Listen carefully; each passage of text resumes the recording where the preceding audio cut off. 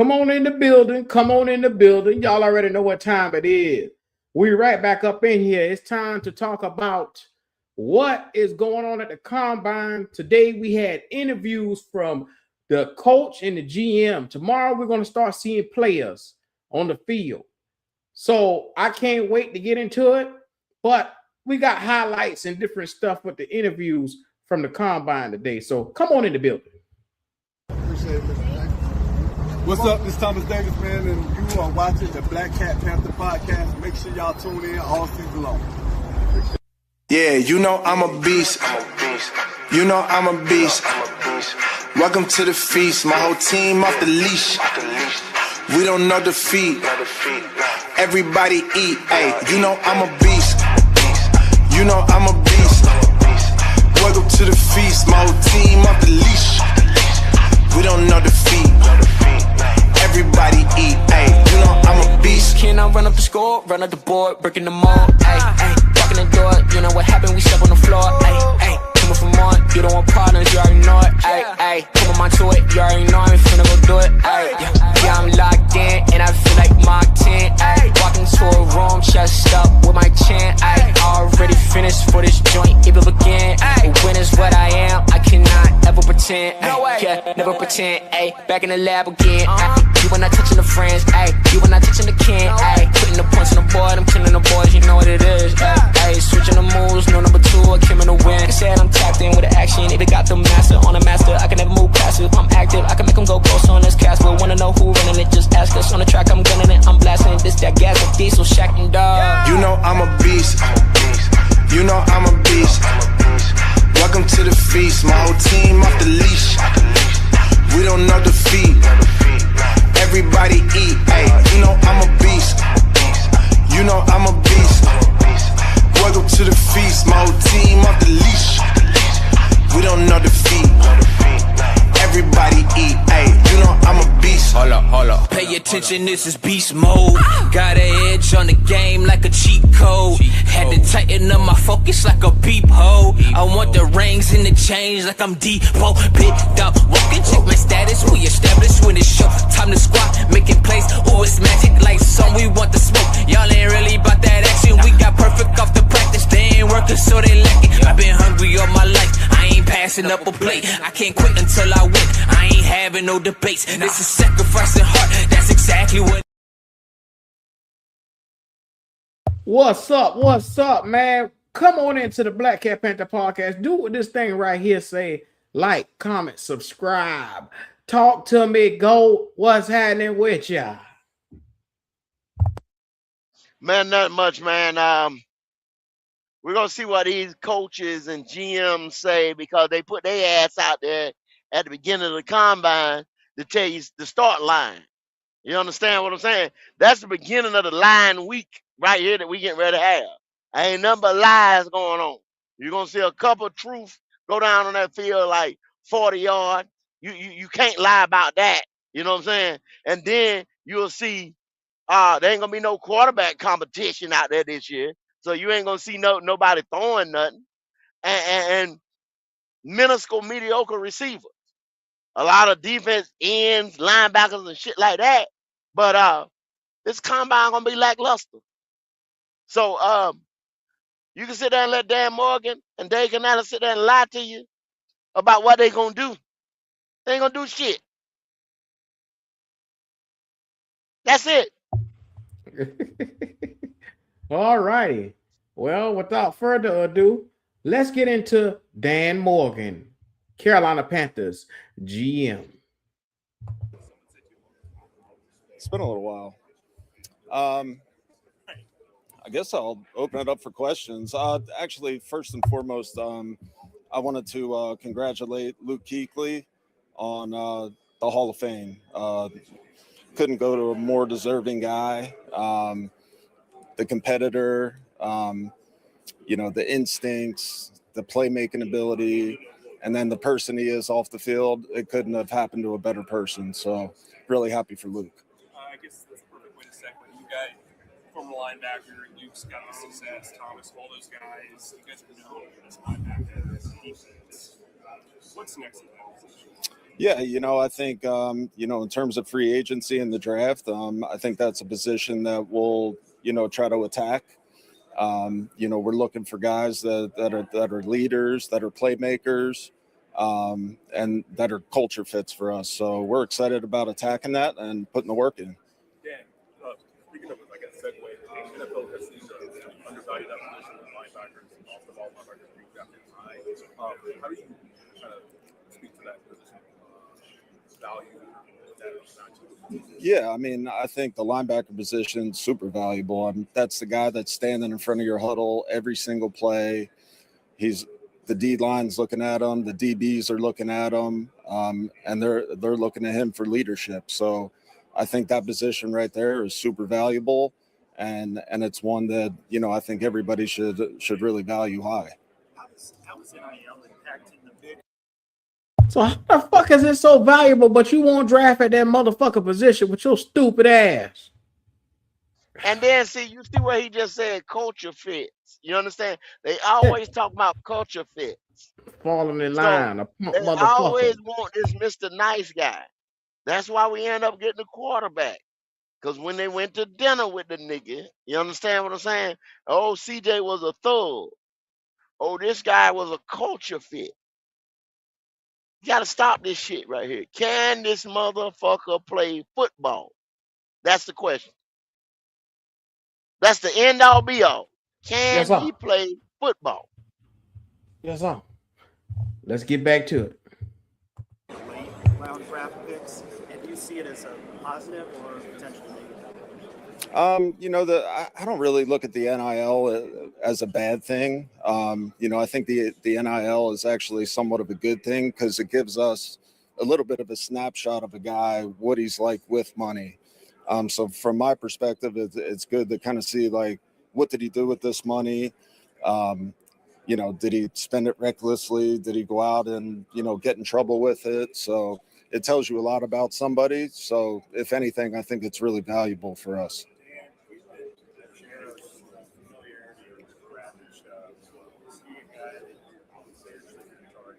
I don't think anything is going to be off the table. We'll explore that. We'll talk to his agent. But I wouldn't say anything's upcoming, but we'll definitely stay in that and we'll see where that goes. Know a lot about him. Obviously, when guys get cut, I watch every guy that gets cut. So do the pro scouts. They do a great job as well. So still playing at a really good level. Has had a lot of sack production throughout his career. Just a really good player. And, that's something that we'll stay in and we'll explore. As far as NIL draft availability, the numbers continue to fall when it comes to underclassmen enrollees. Do you see it as a positive or a negative? I mean, with each draft, that you may have fewer underclassmen because they're staying in school. Yeah, I mean, that's one of the negatives. There's some guys this year that I watched that I wish would have came out, but there's also some that came out. So I think, our job is to just evaluate who's available and go from there. So, we're excited about this draft class, and, there's some really good underclassmen. There's some good, seniors. So I don't really think it matters too much. We just got to evaluate who's at our disposal. We haven't talked to you since Ickey had his surgery. Yeah. How did that go? What's the timeline? And then how did that change the way you're approaching this offseason? First of all, the surgery went really well. Ickey's doing really good. He's recovering, feeling good. I just talked to him the other day. So he's in good spirits. Unfortunate what happened. Obviously, timeline-wise, I don't really have a timeline. We'll see how it progresses. We'll see how it goes. But so far, it's looking good. And, as far as the timeline, I don't have that right now. In terms of it impacting the draft, free agency, offensive line is a position that we're always going to be looking at, always trying to upgrade and have as much depth as possible there. So we're just, going to attack that like we usually do. Dan, you have understanding, talking to you Yeah. this I mean, I don't know that. I think our trainers have done a really good job with him so far. He is making progress. I don't have a timeline on it. I really don't. But, you know, I'm optimistic that Icky's going to put the work in and he'll be ready, you know, when that time comes. And staying on the offensive line, last year you all brought pretty much the entire team. This year you got 4 guys free agency.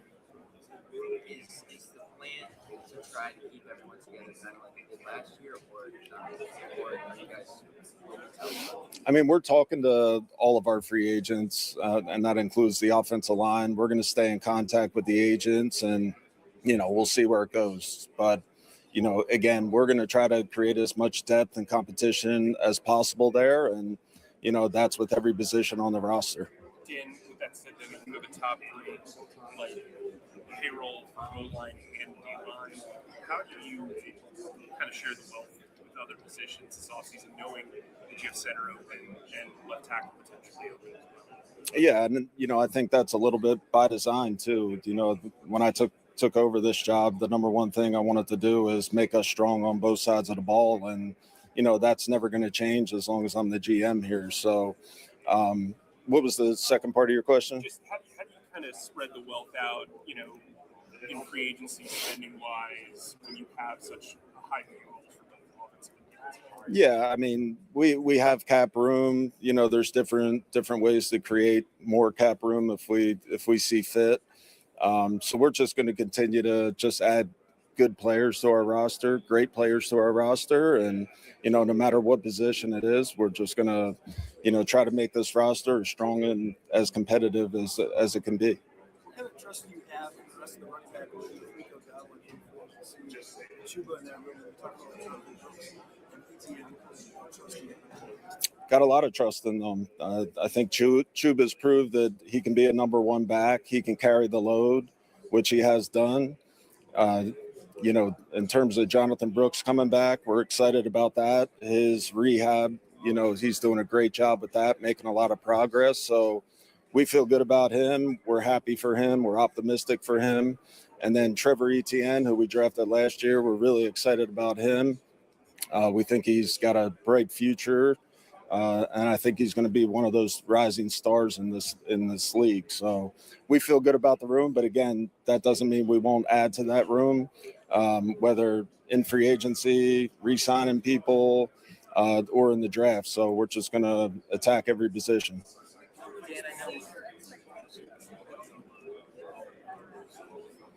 I wouldn't say he exceeded my expectations. He was everything that we thought he was going to be. Just a big, talented receiver that can run the route tree. He's got great hands. He's got run after catch. So he definitely was everything we thought he was. And, you know, just like everybody, he's going to improve. He's going to get better. The more experience he gets in our scheme, the more continuity he creates with Bryce. So he's just going to keep getting better and better. And I think the future is bright for him and for our team. Who's that? Yeah.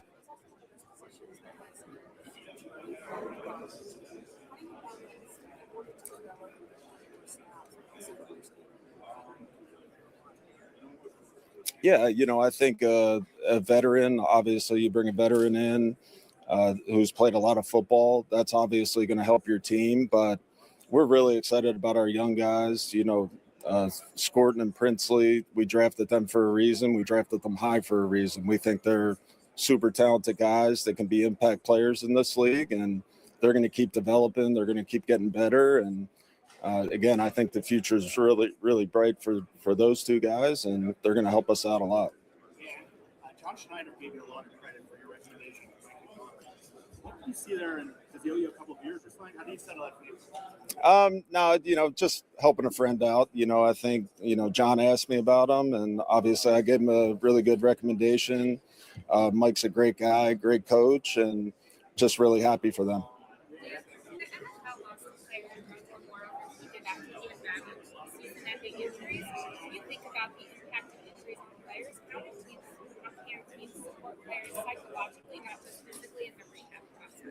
Yeah, I think that's a great question.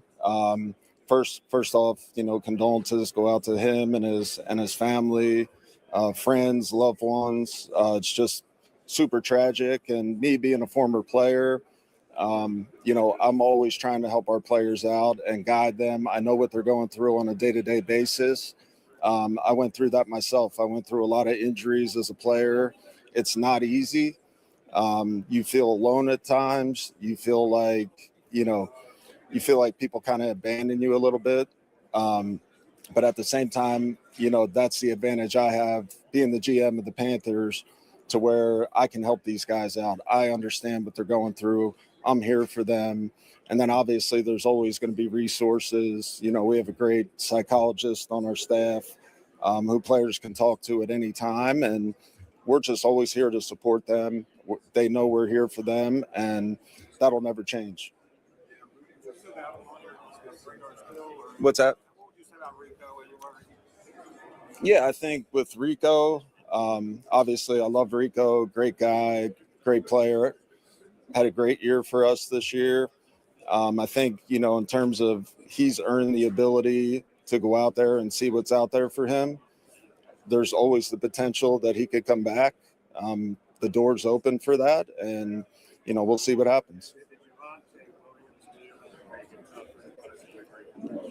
I don't think so. I think, it's a case-by-case basis thing. I think Javonte is separate from Rico. It's a pretty deep free agent running back class. So we'll see what happens. And, again, I wish the best for Rico, if he does go out and find something, find a big deal. But there is always that potential. Maybe we could bring him back. Anything else? Dan, when we're talking about pass rush, you've spoken about how the pass rush is Mm-hmm. Where do you start? Does that start in free agency? How focused are you with the draft? Obviously, there's a lot of important things on the is that a position that is going after? You just kind of speak on that. Yeah, I don't think you can have too many really good pass rushers. So, the combination of free agency, the combination of draft, there's some good players in both that we're excited about. So we'll see how it shakes out. We're obviously evaluating them. We're putting the work in, and, we'll see what happens. Is there a concept of you want to bring in veteran presence to Yeah, I mean, there's the potential for that. Obviously, I don't have a crystal ball, and, you never know who you're going to sign or who may want to come here, but all options are on the table right now. I think it's a good point to bring a vet in. That can never hurt, but at the same time, you can't go chase guys either. And then finally, can you give us an update on Pat Jones? Yeah, he's doing good. He's fully cleared. He'll be ready to go next year, and yeah, he's doing great. He did a great job in rehab, putting the work in and getting himself back, and he looks great, and we're excited to get him back. You've now done this 3 times as a GM. How is this different for you now than it was first, second time you did it? I think like the first time you do it, everything's new, right? So everybody's in your face at the podium. It's kind of overwhelming a little bit. So I think like the longer you're in it, the more you get used to it, the more you get comfortable, and you start, just kind of settling into the position. So yeah, I think, I'm always going to be trying to learn, always trying to get better with everything I do, with processes, with evaluations, just always trying to get better, always trying to help my staff and, and them doing to me likewise. So just kind of being that servant leader. Dan, last year you basically got subjected of a spot during training camp. You guys put Jonathan Brooks on the season. Yeah. Up list, there's some confusion there. Have you talked to the league at all about that whole procedural element? You basically you had 89 guys. Yeah, I actually did bring that up. We're still working through all that type of stuff, but that is something I brought up. Having 89 guys when you're going to put a guy down on IR. So I think, from a player safety and, just keeping guys healthy, I think it would be a good idea to definitely change that. Do you think you'll propose shows that potentially is a change. Yeah, I think it's definitely the potential of that. And you just drafted 2 young pass rushers last year, second, third round. Is there anybody your level, or what do you see that? Yeah, I think it's a really good group of edge rushers, first round, second round, third round. I think it's a pretty deep edge class that we're excited about. And again, if the possibility of one of those guys is there at our picks, we'll definitely consider it. But again, we're always going to draft best available players. So if that's the best available. You better read between the line of what he just said there by edge rusher. So you can count edge rusher out right there. You can count that shit out. He looked in the camera. He said directly, when it comes to edge, there are always going to be some good edge rushers. But he said we're going to take the best player available. Yeah. He ain't looking at no goddamn edge rusher. And he also said if basically he telling, so y'all guys that think Rico Dowdle coming back, he telling y'all if he gets more money out there on the market, we not matching that shit. He just told y'all that. He just said he literally said if he come back for the low, okay. If he come back, if it's for the low, it's just for the low. But he said the door is open, meaning that okay, yeah, we want him to test free agency. We're not expecting him to come back, but the door will be open if he want to crawl back here. Exactly. If he can't if somebody offer him $15, we not matching shit. That's what I just got. Like when he said, yeah, he getting the chance to go out there and find, some big money. We giving him the chance to go out there and find some big money. Meaning we ain't gonna pay him no big money. You don't let nothing you won't go out and look for shit come back on the market. No, exactly. Exactly. So they're telling y'all, don't look for Rico to come back. And they keep telling y'all, they're gonna go out there and get old broke down ass free agent back. They telling y'all that. Because they saying, okay, we got ETN, we got Brooks coming back. They putting a lot on Brooks coming back, y'all. So think about what he also said too. He thinks that this is a deep free agent running back class, which means he got his eye on somebody else in free agency because he said, well, he was talking about Rico. They asked him about who all he had his eye on. Yeah. And he said, he's good. This, that, the third, or they two different types of styles of runners. So they're looking at bringing in another back, y'all. Trust and believe. You're telling you cannot have enough backs for this nigga here that we got playing quarterback. Then he talked about ETN. He thinks ETN could be a star. And then he said they want to see what Jonathan Brooks going to have. Stop this shit, man. They got to stop it. They think, and then he said Chuba to him is a number one back. No, he is not. You can't seriously go out week one with Chuba as your only back. Let me tell you something. The reason why a lot of these offenses do not work, y'all, that have all these motherfucking stars on it, because I keep telling y'all, it's only one ball. It's only one ball. One ball. You don't see, the motherfucker who won, was they weapons all over the field? The motherfuckers who just put the Super Bowl trophy in the air. Was there weapons all over the field? And then there was a quarterback that didn't turn over the ball.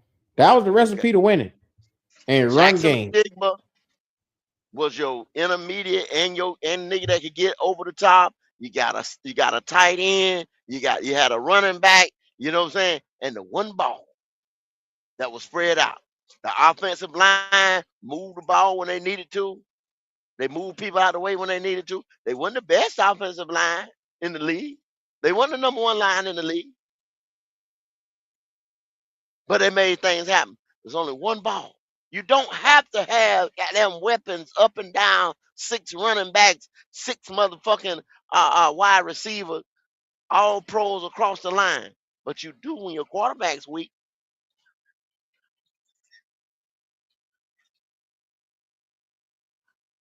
Let me tell you something. You could see at different times Chuba did not have the same gear that Rico Dowdle had. So Not this at is what all. I'm telling you. You could look at this guy and tell that he was a complimentary back. There were some games where Rico Dowdle was just brilliant in the way that he ran through the tackles. You've never seen Chuba and on any level be that sideline to sideline lateral, like the way he moved through tackles was beautiful. Mhm. He's on a whole And nother level then from Chuba.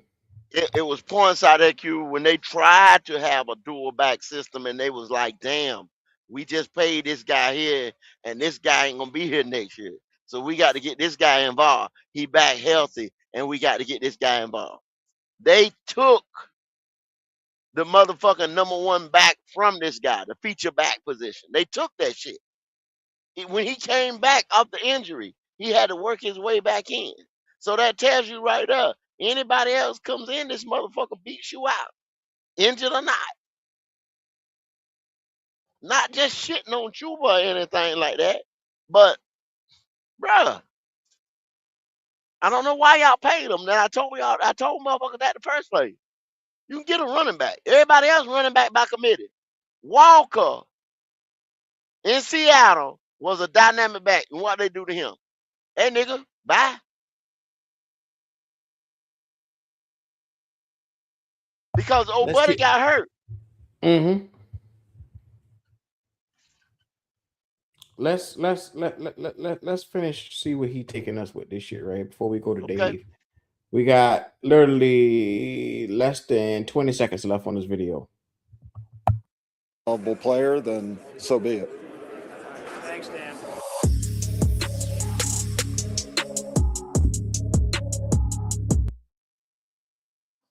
Tell us about the process and how it was communicated to you that you would be calling the plays going forward.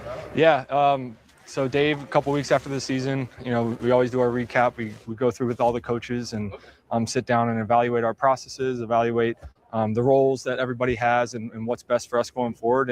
And he felt like this was the right time to do it. And I was just very fortunate to have a guy that believes in me. And for us, like the benefit is it's not a big, it seems like a big change, but it really isn't, because I've been along, side of him the whole step of the way of his growth and being an offensive coordinator from Tampa to here.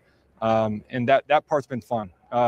Pinging ideas off each other, learning from his experiences. So when he brought that up to me, I'm honored, I'm flattered. And it's obviously from a personal standpoint, it's something that I've always wanted to do as well. Dave set this nigga ass up is what he just did. I don't take this shit no other way, go. He just told you. He just told you. Ain't gonna be no dead change. man We the walking. same motherfucker. We the same Yeah. motherfucker. Ain't gonna be no change. We've been lock and step with each other the whole goddamn time. My Yeah. playbook, his playbook. There ain't no difference. He He just told you, dumb nigga. man walking. He's been there every step of the way. He say from Tampa to now with Dave Canales. So anybody think you're gonna get different plays, you a damn fool. He just told you. Yeah. Another Dave said- golden playbook, nigga. The golden playbook getting ready to drop out of hell. Thomas It's the Brown. same motherfucker. Rinse and Mhm. repeat. Rinse and repeat. You damn right, Logic. Oh my God. Oh yeah, this gonna be good. Same fucking movie, bruh. Here we go. I also recognize that it was hard for him. Like it was something that he gave up. He enjoyed it too. And I know he enjoyed it because I was right there in his hip watching him enjoy every minute of it.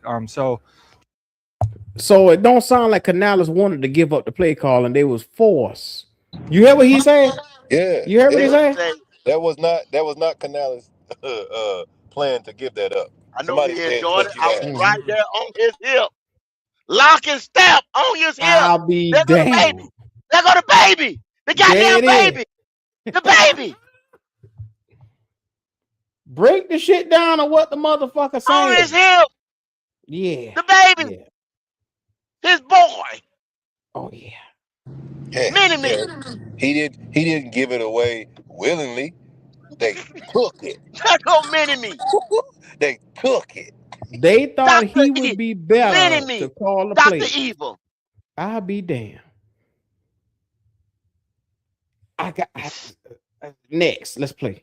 Just I have a lot of gratitude for him. I know I'm kind of going off and giving the full spiel, but just a lot of gratitude for him and trusting in me, continuing to invest in me, and we both believe this is the right thing going forward to propel our offense forward, and for him to focus on the full team, and I'm excited to watch all that on. Oh shit! So they feel like for the offense to go forward, they felt like he should take the play calling and he should focus more on the whole team. Oh shit! They feel like Canales ain't had enough focus on the team. Canales about to get the fuck out the door. They're not bringing a replacement for this. I told y'all this month. What did I tell y'all? I said this nigga probably ain't never been in no defensive meeting room. I told y'all that.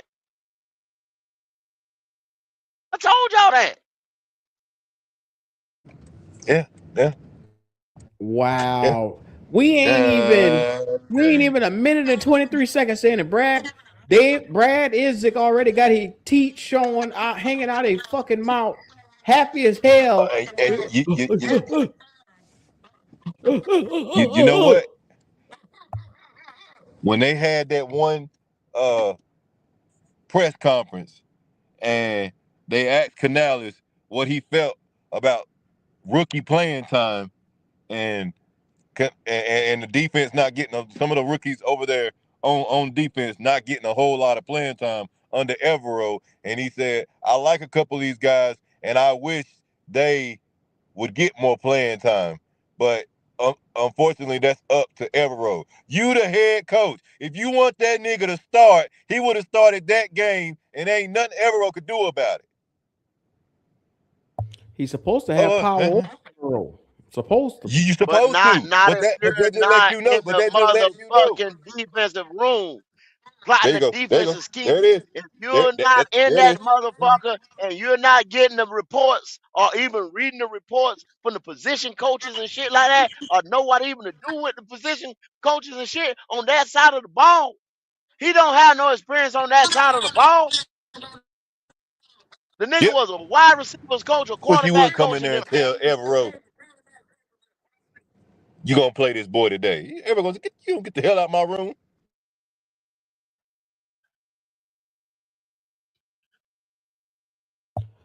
Lord have mercy. This about to be good. Let's let Brad Idzik finish. You did get to call the place once in a preseason game. I know it's a little different, but what did you learn from that experience? Like, what were your major takeaways afterwards? Like, okay, fix this before next time. So the last couple of years, multiple preseason games, the 40-second clock is real. That thing goes fast, and once you put a personnel out, me and Daryl Bevel were laughing about it today. Once you put the personnel out there, there's no time. He too goddamn green his own self. Look at how happy this motherfucker is. Shut up. We getting ready to play a #1 schedule, and we getting ready to put a greenhorn out this motherfucker. A fucking greenhorn. We about to get our ass chewed, but this ain't even about to be funny. He's so fucking excited. Look, I mean, his teeth hanging out of his fucking mouth. Every word. Yeah. Okay. Imagine this, Q.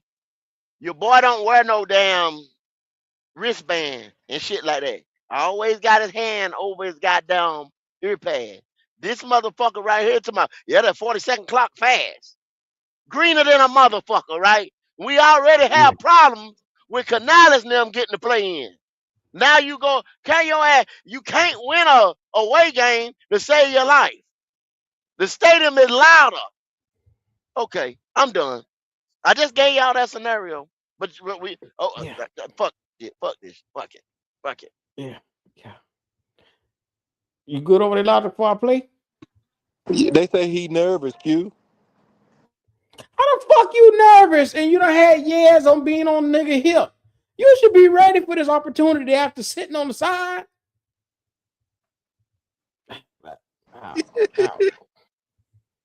Would he need another 3 years to sit on another nigga side? He is not ready. I see why he wasn't getting play calling abilities, because look how fucking happy. You can tell by the interview, this nigga got no clue what the fuck to do.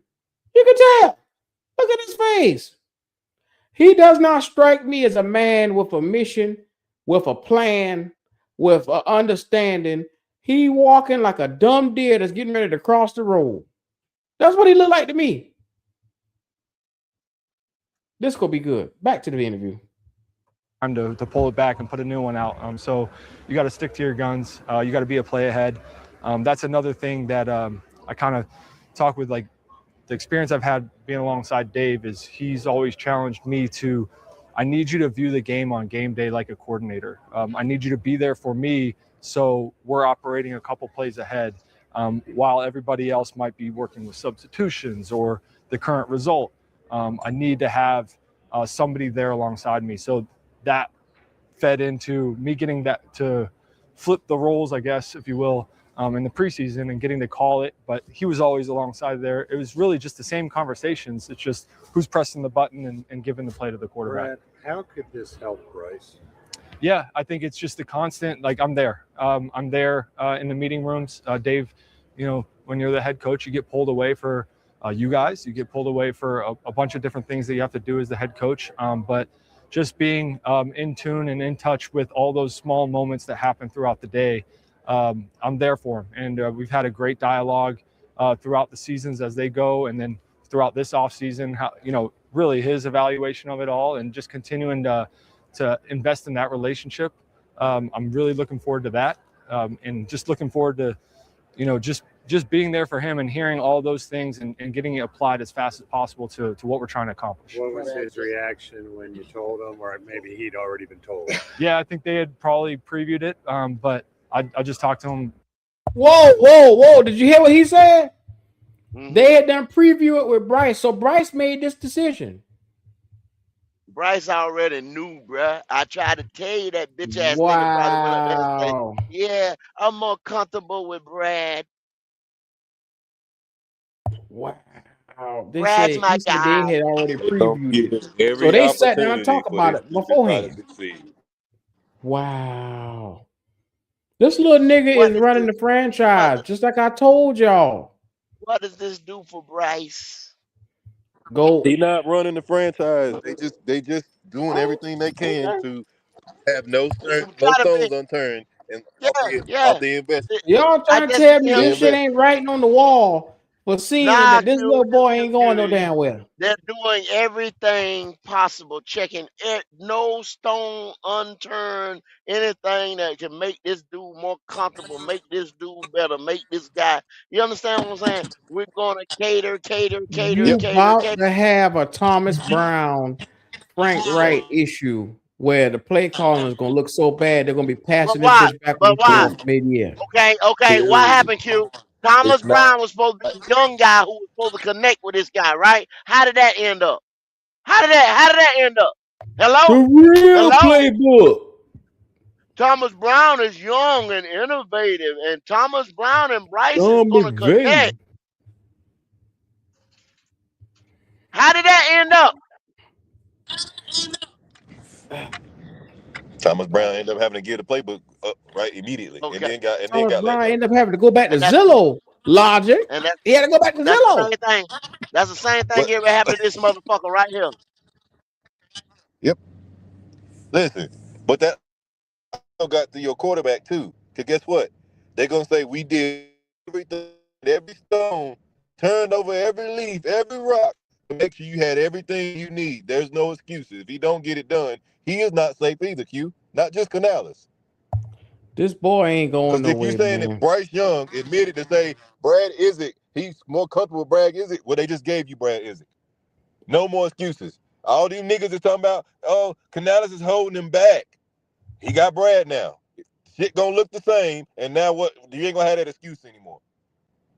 So what He's they're gonna gone do if this don't now work, is they're Q. gonna fire a motherfucker logic, and then they're gonna say, well, let's go find another coach for Bryce. It's never gonna be on Bryce. I hope you know that. You're not gonna get 3 opportunities. You're not gonna get 3 opportunities on this team to go through 3 different coaches. You're not getting that, Q. Unless this nigga it does so great and they said we're gonna go. We already got the money on it, so I ain't want to talk to him no more. They promised this boy And then part of the franchise. you got to thank you. You got to thank you. Okay, so you get another head coach in here who's who is he gonna be a play calling coach or is he just gonna be another head coach? Because now you're gonna bring in yet another coordinator. That'll be number 5. So what we gonna do? Number one, they're gonna ask Bryce to pick the next head coach. Is what the fuck they're gonna do. Oh shit. Okay. Yeah. Okay. They're gonna sit down with him just like how they did with Derek Brown when they were moving forward last year. And they're gonna sit down because he already done picked the offensive coordinator, Brad Isaac. So they can sit down with him and they're gonna get his input on who he wants as the next head coach that works for him. We in trouble. You think this nigga got that much power around his bitch? I think this nigga got immunity. I think he got immunity. No, not at all. You Not at all. mother. I think your hurt of this nigga done got you blinded. And you think your nigga really got these niggas that fooled. This boy They hurt think me that to nigga my for who he soul, is. Logic. I heard all of us to our soul, but we see that nigga for who he is.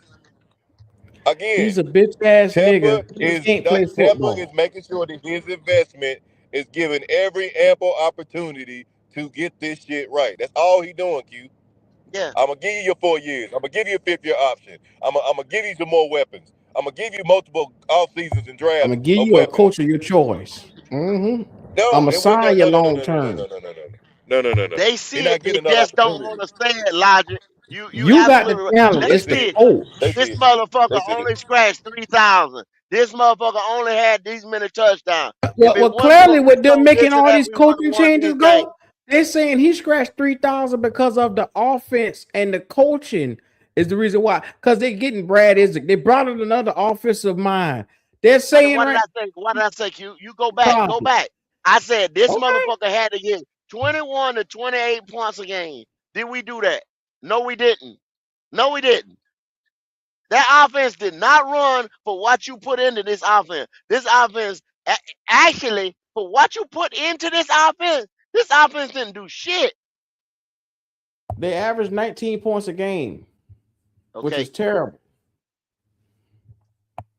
For 2,000-yard running backs, 6 wide receivers, $200 million linemen, and backup linemen. Depth. For the first time in umpteen years, we had depth at multiple positions along the offensive line. And you couldn't give me but 19 points a game? Because they would say it was the coach's fault, is what they're saying. They can say that, but look what they're saying. Look what they're saying in the comments. They're giving him every ample opportunity to get this right. This is a make it or break it year, Q. This is it. This is the last rodeo. He will not have Canales get fired and Isaac get fired, and he's sitting there scot-free and say, well, we'll get the next coach coming here and coach you, and you play for him. His ass is gone too. I'm sorry. Logic, I do not agree. I think this boy right here is running the franchise secretly. And I think that this boy has this much thing power. he done and the thing he said make me believe any of that. I can tell you that right now. The nigga said that they ran the shit by you not listening, Logic. A Bank of America Stadium, that nigga would have a 5-year daggone contract. Thank you, Logic. Right now. Logic. Thank you. Logic. Thank you. Why is they He don't see that, Logic. He don't see that. At offensive coordinator if he's not included in everything? Why did they run that shit by Bryce first? He's the quarterback. He's the quarterback. Why wouldn't you run it back with Continue. him? You're not asking his permission. You're not asking his permission, Q. You're not asking his permission. You're just telling him. By the way, we're making some changes. Yeah. How you feel about Brad making the calls this year? How you feel about Brad being So allowed? so let me ask you a question. I want an honest answer from you. Over there in Cleveland, when Shador got Harbaugh through the door, did they run that by Shador first, or did they just went and got who the fuck they wanted? That's different. The nigga wasn't even starting. They don't ask for his opinion because it wasn't stable over there. Did we not just see this? Did we not just see this with Josh Allen when they didn't even run nothing by him as the starting quarterback of Buffalo, and he was like, damn. I figured they would at least talk to me. Josh Allen had a hand in McDermott getting out that door. He know that. We all know that. Either way, everything's being funneled through those places. Majority of the time, they got open lines of communication. They're not asking his permission for shit. He don't run nothing. What they telling him is, this is about to be the change. We need to let you know so you be prepared for it. Isaac told a whole lot when they asked him, did Bryce know about it? He said they previewed him with it, which means they went to him first. They preview is a word when you use as they honored Bryce enough to run it by him firsthand. They just asked this motherfucker, what do you think about Brad in the speaker versus Dave? This little bitch boy. I'm sick of and this like he said, man. I spend more time with him than Dave does. He just said that. Because Dave been pulled here and there as a head coach. And that tells you another little bit too, that Bryce is not poised enough. Bryce got to have babysitting. He got to have a nigga who with you in the meeting room and doing this and doing that, calling plays out. He got to be kowtowed and paddled to.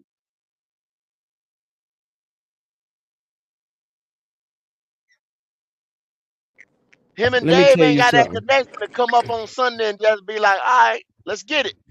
Logic, did you see Bryce Young face in that Pat McAfee interview? And in the pivot, didn't he look confident sitting there? He try to be confident in everything he do. You ain't telling me nothing. This boy knew. You could tell by the way he talked. Like I said, they treating him like he arrived. This boy is hand picking shit around him, bro. I don't give a damn. Okay. You let him start losing games, and what you gonna do? The same scratching and hair twisting motherfucker that you been seeing up there. If you lose too many games, the coach will get fired. This motherfucker you see on the screen will be the first nigga out. Giving them way too much. Giving them way too much. That dude don't got no type of appeal, no type of nothing. He ain't running anything. They're giving him way too much. Logic. All he do is go above everybody and go straight to he daddy. I hate to tell you that. It pained me to say that. He just go to he daddy. Back to Brad Isaac. I guess an hour ago or so, and he was excited. I told him how jealous I was that he was in California right now, and couldn't wait to link back up. But we've been touching base every now and again, just about off-season program, getting in touch with guys, and for this, he's excited for the opportunity. Just like it's honestly us growing as an offense, us growing as a team. It's fun to feel the joy that our guys and that play between the white lines have for each other, how our coaches support each other, and Bryce is no exception to that. He really he supports my journey just like I support his. Do you anticipate staying on the field, or do you think you want to call from the box? Yeah, I think those are conversations you get to have like as the offseason unfolds. I love being on the field for the same thing I was just mentioning, just feeling out those little moments of communication that might not always get through the headset. So I do love having the pulse of the team. What are guys feeling? You can only get so much of that from the box. And then having trusted guys around me that, the eyes in the sky with Mike Bercovici and Keyshawn Coleman this past year, doing a great job of telling us what they're seeing from up there. But I also know a lot of guys do it from up there, and it's a nice removed environment to see the full picture. So maybe something that we could, address and try out some different things in scrimmages and preseason play. But I do say I prefer to have the pulse of the team on the sideline.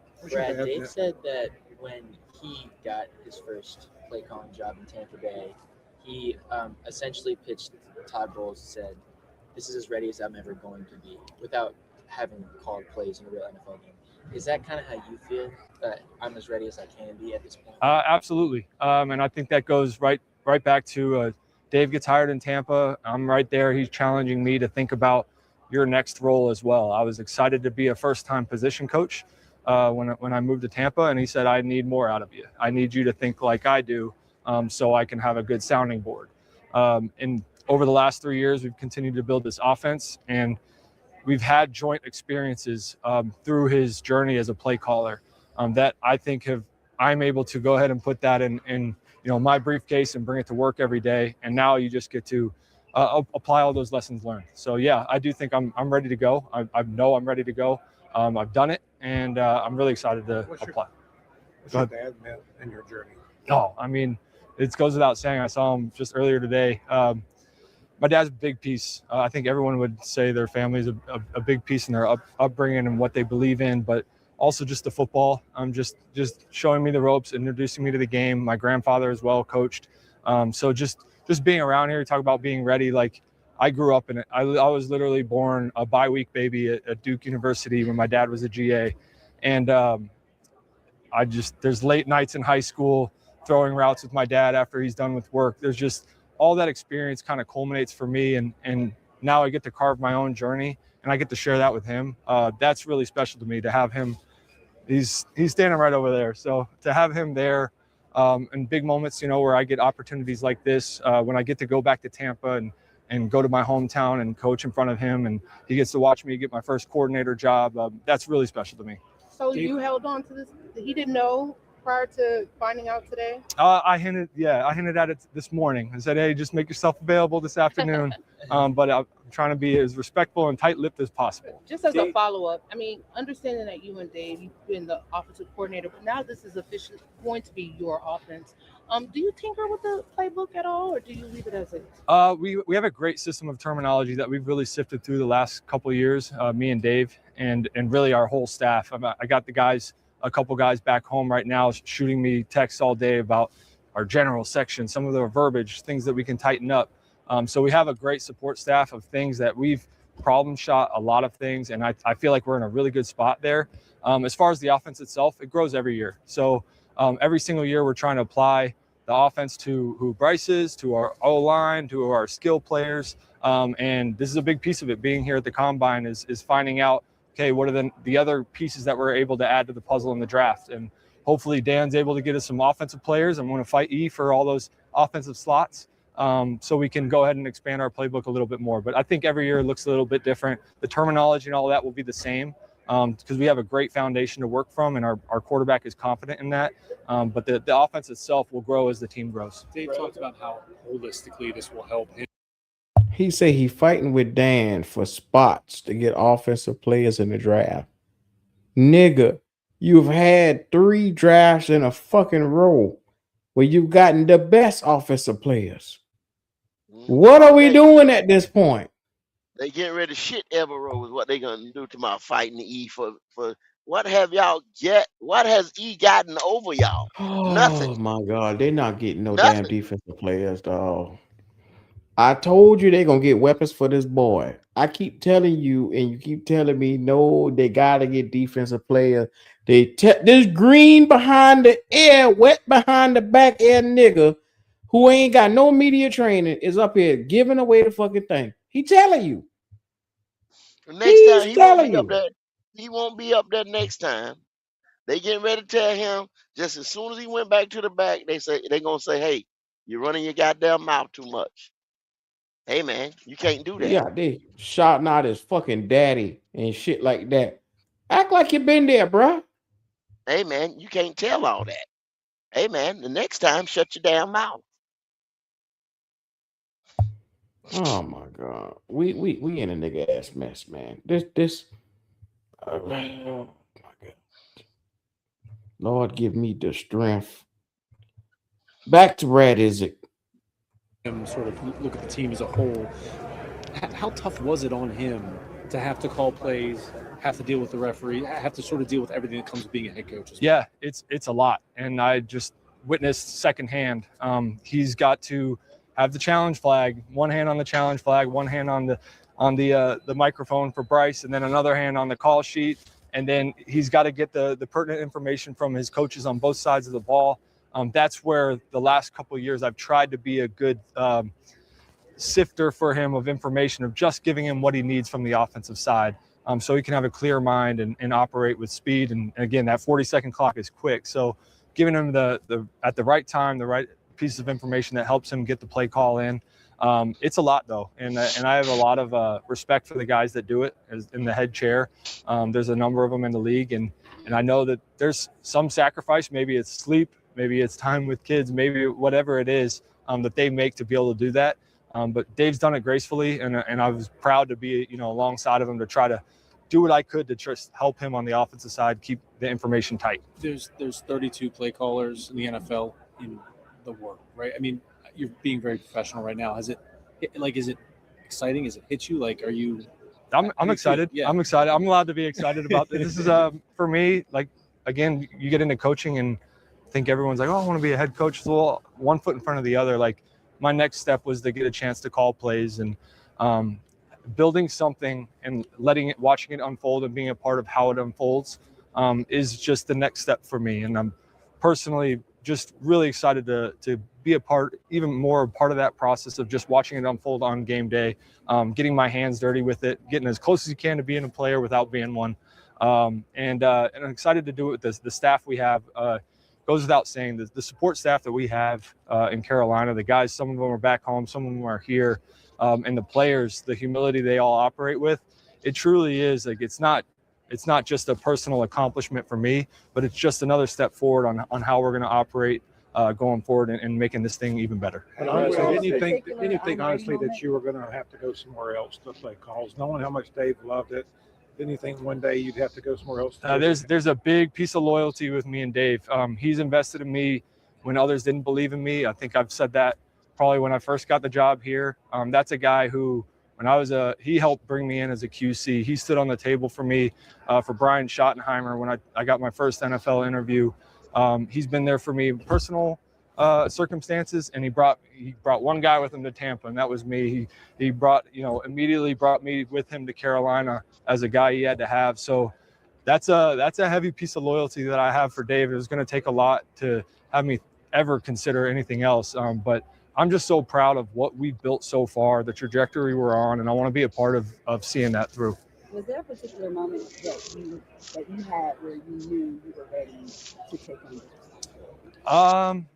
I wouldn't say a particular moment. I think it was Buffalo the first year. I got the call, I believe, the second half of that Buffalo game, and Jalen Coker was out there, with some of the younger guys. So that's makes it a little bit easier. Started throwing some go balls, and I'm like, okay, this is fun.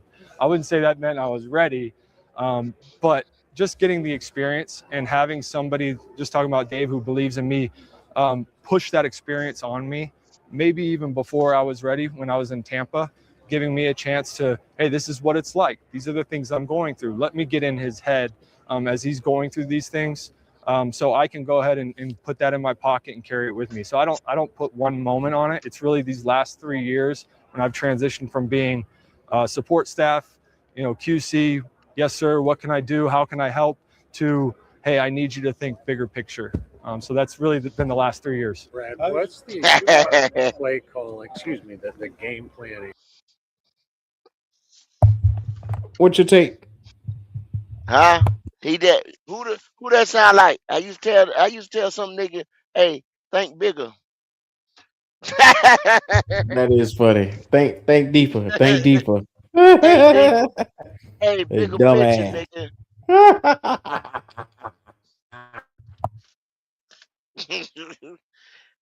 That's what Canales been telling this nigga. Hey, that nigga just told y'all, I ain't going no goddamn well. I love Dave. Now you talking about somebody daddy, he just told y'all. Ain't no goddamn way I'm leaving Dave. We can finish it off. It's like a minute or two left. Process going to look like involving you, assuming Devil at some level, and maybe Dave still having a hand in it? Yeah, it'll be very similar. I think all of our coaches would acknowledge that this is our process is not a closed door operation where it's projected onto our staff. I ask all of our staff to get their hands dirty in it. They all have areas in which they're the focal person for. Go. You hear what he just say? So I'm gonna ask you one question. When Frank Wright came in and they had this Avengers, what's the first thing you said when you heard we had Frank Wright, Thomas Brown, Dom Capers, Jim Caldwell, all these goddamn coaches up in here? And everybody giving their input. What's the first thing you said? Too many chiefs. You said too many cooks in the kitchen trying to stir in one pot. Too many chiefs. Not enough God damn. No Indians. You hear what he just say? Bevel, him, Canales, all gonna be giving input. Okay. Mm-hmm. See, that tell you right there. See, Darrell Bevel, they gonna say, well, give it to Darrell, but don't embarrass that boy there. You know what I'm saying? Don't take it from him like a kid in a candy store. You know what I'm saying? They gonna probably say Darrell's got a little bit more experience, and they gonna be doing dual OC job or some shit like that. Now what? It's gonna be some shit, bro. You got a nigga let me ass ask you a man. question, Go. Let me ask you a question, because Bevel is here for a reason. Bevel has been installed as what we like to call the mold, the rat, whatever you want to call this shit right here. Okay. Who will he be replacing at some point in time in this season? Will it be the offensive coordinator, Brad Idzik, or will it be your head coach? He'll be filling in as interim. Okay. If you, it's gonna happen in sections or whatever, or waves. If this shit don't go right and this offense stalls, you just said the offense was giving you averaging 19 points a game. So and Buddy just said ain't gonna be no changes, right? So if there ain't no changes from 19 a game, Q, and there ain't no big time whoa getting ready to come, then y'all sitting here debating, is the first pick gonna be a defensive piece or offensive piece? So let's just say it's a defensive piece. And let's say the offense don't get no, you know what I'm saying, wild type niggas. You already know you not getting ready to get no damn, like I done told y'all in the last live we had. Pickens was the mega wide receiver, right? And he signed back with the Cowboys. So you ain't getting ready to get no game changer. And you got the same play caller. What the needle moving at? I asked that question again. So now the offense instead of giving you the 19 and you playing a number one schedule. So guess what they getting ready to do? They're gonna make a mid-season change. Where they gonna say Darrell and Izzy is gonna be dual play callers or whatever. I just told y'all, Bryce sit there with no wristband on. Can't hardly get the play call now coming from one nigga. Now you gonna have three motherfuckers in this nigga ear? Three? Canales, Bevel, and Izzy? You get ready to have a damn mess. You get ready to have a damn mess. Look at here, Go. I'm gonna play this. You want me to play this last Canales, or you want me to open up the link? Nah, we can play that last Canales. I ain't got shit to do. All right, hold on. Go for you. You've done this 3 times now as a head coach. How are you different today than you were 3 years ago walking in as a rookie? And where do you think you are kind of in that spectrum of learning this job? I guess the first thing I could say is just learning who we are as an organization, learning our players, learning our staff members, and where we're headed, culturally and philosophically.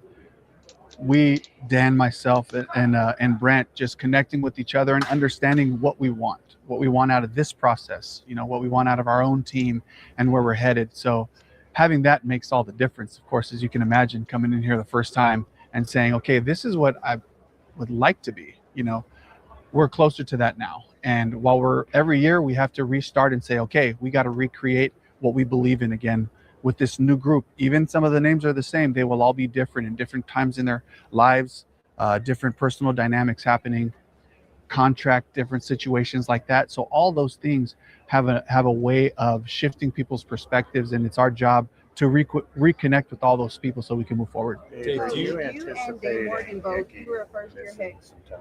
What's that? Are you expecting Ickey to miss even the bulk of the season? I don't know that really, and with the patellar tendon injury, there's there's a timeline for when you're cleared to work on the field, and then you just have to take it from there. So we're going to just hit that date first. Icky's been there every day, grinding, working hard with our staff to get the strength, get the range of motion and all those things back, and we'll take it, as it comes. Hey, go. Yeah. You notice something about Dave's attitude? He don't look so goddamn chipper. No goddamn more, now do we? All that happy-go-lucky shit. That happy-go-lucky motherfucker ain't no more. Yeah. I just thought I'd point that out. Back to the video. Yeah. Coach, you came in as your first year head coach, Dan Morgan, first year GM. Can you just talk about how the trust between you two has grown, with the benching of Bryce? That was a hard decision. Everybody expected you to go to defense, and you drafted, Tetero and McMillan. That paid off dividends. Can you just talk about how that relationship has grown and how you guys have grown together? Just our commitment to creating relationship, the two of us. And any of these conversations, I have to include Brant, because this is a group where, from a day-to-day standpoint, we talk a lot. We're on the phone together. We're sitting in an office. We're hashing things out, talking about where we're heading, talking about right now, and just making sure that we're connected, and that level allows us to make decisions quicker because we understand what we're after and the types of players that we're looking for, who our current roster is and what their next steps are, putting a staff together, all those things. It just takes time to kind of create that chemistry, and we're committed to it. We're committed to each other and supporting each other and making sure we can have open, honest conversation. And we don't always agree, but at the end of the day, hopefully we're all heard. Dave, how much is the Bevel's knowledge of like mid zone and outside zone kind of evolved working with Mike in Miami and everything like that? Yeah, they're a wide zone system primarily, and there's a lot of things that that I admire from the outside looking in, things that I would like to see if they can affect our offense in a positive way. But we have our own approach, and the good part is Daryl knows that approach too. So it's a really unique situation where I've been talking with Brad, with our staff, about the evolution of some of our concepts in the pass game, in the run game, that have happened over the years. So it's really unique to have Daryl come back now with fresh perspective and the memory to know like where it all started, how we evolve these things, because if we can understand where we've been to where we're at, then hopefully we can push forward to where we're going. Dave, do you have any Luke Kuechly stories from your days in Seattle, either game planning, preparing, or maybe some feedback, because he was famous for knowing what plays you guys were trying to run, the opponents were trying to run? I just remember him being so restless out there, and it's just like never stop moving, waving his arms like crazy, bringing safeties down in rotation, sideline to sideline, making plays.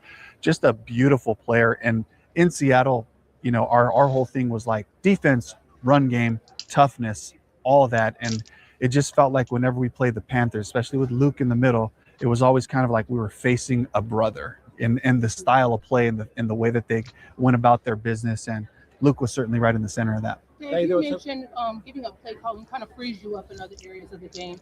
Were you looking at tape from this previous season? And was there a moment where you said, okay, if I didn't have to go to the next play, maybe I would have been able to challenge something? There were quite a few moments that way. I think there was looking for some of the interactions to be more constructive, and for myself to be available for the officials, to have conversations that way, making game management decisions, all those things which you guys can imagine is a challenge to call plays and do those things. I understood the challenge of it. I was accepting of that challenge, but it goes beyond that. It's also being able to affect and impact your players really live as guys come on and off the field, to be able to connect with them, to see something fundamentally I know can help this player. Let's not wait until Monday when I watch the film to be able to help somebody, or talk to a coach and say, hey, this is happening. Can I affect our whole team in a more positive way? And this is an opportunity for me to do that. And just as a follow-up, I know Tetero is one of your mentors. Did you have any conversations with anybody? You heard that, go? This was something I had to. Yeah. Wasn't that a shot at a coach just now? Kind of, sort of, you know what I'm saying? But like I always say, with a coach, and I've been saying this, and with a guy who don't have experience like that, like you already got some of these guys that call plays, like Izzy was saying. That's hard. It ain't many motherfuckers that call plays, whether it's a defensive minded coach, offensive minded coach, or whatever. But when guys able to do that, they are a lot more seasoned than Canales is. You know what I'm saying? Some of them guys got umpteen years. Think about this. He's never been a player. You know what I'm saying? Like that. You got some motherfuckers that's done played in the league umpteen years, done been on that sideline umpteen years, and been head coaches numerous times. You see what I'm saying? That either call the defense themselves or call the motherfucking what's-it-called. They been in them pressure situations. He ain't been there. So obviously, Q, somebody, even himself, is think that he's missing some shit during the courses of games, either last year before last, or what the fuck ever. And I'm like everybody else. He was forced to give up that play calling because somebody think that he's missing some shit in these You games. could see it in his face. You could see it in his spirit. He don't seem like the normal Dave, bruh. Somebody thinks that he's missing some shit, bruh. Somewhere, somebody That said, well, damn, if you'd have got this challenge off, or you'd have got this and this together, you know what I'm saying? We'd have won that game, and we wouldn't have limped into the playoffs. Or we came up short here. We can't, somebody is thinking that. So once again, they letting the quarterback off the hook, and they blaming the head coach. I'm trying to tell you, this is all for the quarterback. That's what I've been trying to tell you lately, Go. But anyway, I'm gonna continue with the video. Yeah. Keep in house and speak with Dan Brent about Mr. Tepper. We were all on the same page. They understood what I was trying to get done and how we were trying to do that. And so I did that with all of us being connected. So we made sure that I had the full support of the group to make this decision. How much was it putting your ego aside? I know a lot of guys you admire, they want to call the plays, and there's got to be a. Wait a minute. Did he say speaking with Dan and speaking with Mr. Tepper? Yeah, he said that was the answer right there. There it is. Speaking with Dan, because they asked him how much pride he had to put to the side to do that. There it is. So we ain't just talking, y'all. Motherfucker done call that shit on the head. We spot on with this shit right here. He was told by Dan and Mr. Tepper he got to give up the calling duties. He just said it. Look at his face. He looked like he died inside.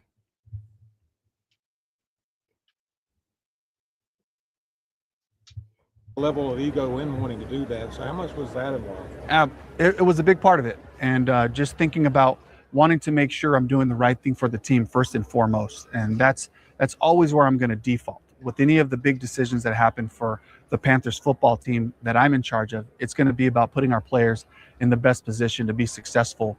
And as I watch that, I see an opportunity for two things to grow. For Brad to be able to affect the offense in a positive way, and for myself to be able to affect the whole thing in that way. But it certainly was something that I looked at and look around at the coaches that are able to get this done. It gives me such a huge level of respect for the guys that have been successful doing this model of being the play caller on offense or defense, and also being the head coach and interacting with different things that come across your desk on a daily basis, and what a great opportunity and challenge it's been to be able to see that and to really respect the guys that do it at a high level. Kind of on that note, though, do you think you'll have to? Yeah, they hurt this boy's soul taking that shit from him. Yeah, I can tell. They took that shit from him. Yeah, they did. They took that shit from that nigga, man. Yeah, they Caution yourself during games from going over there and being like, hey, what about this? What about that? Or will you give yourself that freedom if something really just stands out to you? We'll see. Dan has been pretty open about wanting to bring in another quarterback. What are you guys looking for in that QB? Yeah, just looking for someone to compete in our room, to challenge our roster. First and foremost, talking about our evaluation process starts with our current players. How do we help all of our guys develop? That's our first commitment. How do we help them take the next step? So we're looking at all that film. We'll connect them when they get back. Then it's looking at our players who are returning from injury. How do we get them back going? How are they going to impact our team? And then it's also about looking at the guys that we've had who are free agents, who are the guys that can continue to help us or create competition in their rooms. Then we go to this process in free agency and see who we can add. And so as we look at the quarterback room with some amazing men in there, is there somebody that can come in and challenge that room? The Buffalo game, Andy kind of got a little. Be looking for someone. Huh? Did you hear that? Rewind. Someone he was about to fuck up. Q. We looking for somebody that can come in and challenge it. And he stuttered. Yes, sir. He was about to rewind. Play that again. Y'all think I'm just trying to find shit for this? Y'all gotta listen to this shit, man. And in there, is there somebody that can come in and challenge that room? The Buffalo game. Andy, What? got a little Okay. But I ain't saying nothing. I ain't saying Yeah, nothing. he stood all over it. Yes, sir. Yes, sir. I know I ain't he saying that. trying to hold it in. He was But anyway, he was about to fuck it up. There you go, y'all. There you go. I ain't saying that now. Rush, would you be looking for someone maybe a little more mobile for that position? We'll consider all those possibilities. What do you feel like, or do you leave Bryce with that you feel like he's got to do this offseason to take his game and the offense from him?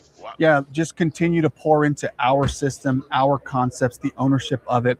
I love the strides we've taken in terms of the operation, how he gets us up there, makes great calls, fixes our protection problems, finding solutions in areas where we've talked about to take advantage of coverages, take advantage of different fronts, for run plays, and just wanting Bryce to continue to grow in the ownership of those things, because there are more opportunities for Bryce to affect the game at the line of scrimmage, and I want to continue to build off of that. Any example in games this year you would say, I wish you'd have done this? No, but I got good examples of, in the playoff game, Bryce getting in a 3-by-1 formation. He saw a particular coverage and got us to an explosive play to Jalen Coker down the field. And it was the study, it was the understanding, it was getting out of the huddle in a timely fashion and being able to seize a moment. I want more moments like that for Bryce, and I believe that's where we're headed. Do you have an example? I know you said there were a lot of them, but maybe one you could point to where you felt like, boy, if I hadn't been with the offense between series, I would have challenged that, or I would have done this, or talked to Ajero about this. I have a lot. I want to stay away from some of those because they may be a little bit sensitive in some areas. But it's not just about specific situations. David Newton, you messy motherfucker. Challenge that, or I There would it have is. done this, or talked to Ajero about this. I have a lot. I want to stay away from some of those because they may be a little bit sensitive in some areas. But it's not just about specific situations for game management or penalty usage or different things like that. It's also just affecting players. And when I see a player, maybe he may not realize that he's carrying the ball loosely. That's something I can go directly over and address as he's coming off the field, where I don't have to go to the next play. I want to be able to affect the culture and the general way we play, our play style, and the things that we always point back to. I want to be able to make sure that that's happening on a play in and play out basis. It seems like this is the last one. This offseason so far has been reflective for you. Did you have an opportunity to kind of bask in the fact that in your second year, the Panthers did win the NFC South and you did have a playoff appearance? It's exciting. The growth is exciting. The building is excited about where we're headed. I'm proud of that. But I also understand how hard it was to get to that point, to be available to win the division, to make the playoffs. I know the type of work that it takes, and it really starts now. And so while I've had a chance to reflect, it's like we got to go. And there's an urgency about our group. We all understand that we didn't play good enough in that game. And there was an opportunity to win that game, and we didn't seize that. That's something that we can take into this offseason and say, here were those moments. Here's how we improve those things so that we're ready when those opportunities come. So I talked about Bryce being involved in the process. This wasn't me asking Bryce to be involved in the decision. This was a decision made. I wanted him to be a part of on the front end of it instead of hearing from it secondhand. Those are conversations that he and I had. Just keeping him informed, kind of. It's been over the last couple of weeks. We've had a couple of conversations about that. So it's more so just keeping him informed. Absolutely, which I think is really important.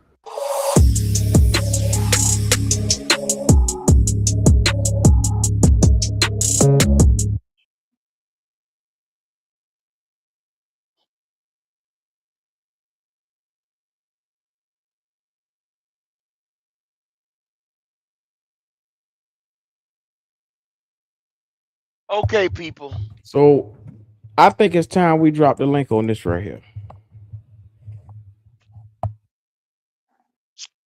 Go ahead, go. Hold on for a second. That little 20 seconds right there, where David Newton come right there and say, you telling a gyro and this and that. He tried to get him, and then when he stuttered about the Bryce and shit, that was very telling. He liked to drop the motherfucking whole egg basket, but he caught himself. If that had been a year ago, he'd have spilled the fucking beans. He's gotten better by letting the motherfuckers trap him and shit. He's gotten better. But he started stuttering and shit. But that thing about, oh, you could have seen the defense, and then he said, because they said that Canales wanted to play a lot of younger people this year on defense. And that's what led to the DJ Johnson cutting, so Princely and Scorton could get on the field. So I think that line of questioning right there at the end was alluding to stuff like that about these coaching changes and giving up the play calling so you can see both sides of the ball. Because I don't think he should have been calling plays in the begin with, because like I always told y'all, he too damn green. I've said it, and I've said it, and I've said it.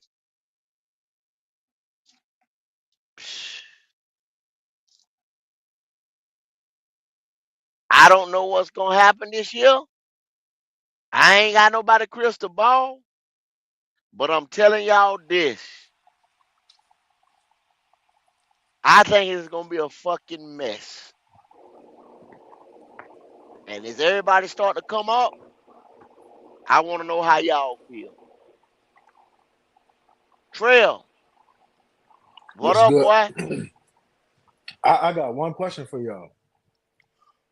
After hearing Yes, all sir. of this, what big time free agent like a Trey Hendrickson or Rico Dow wanted to come back here? Or let's just say hypothetically, if George Pickens was to hit the free agent mark, even though he got franchise tag, what big free agent would want to come here and their agent is actively listening to this bullshit that's being spewed out of Dan Morgan and Dave Canales' mouth? I don't see that. If people can see what I see, and you see uncertainty and all kinds of people studying and all kinds of shit, and motherfucking coaching changes so that the second and third year people can see more shit. So I don't know, bro. I don't know. I don't know. Hey, man, y'all need to drink y'all a good cold one, man. Hey, you go to hell.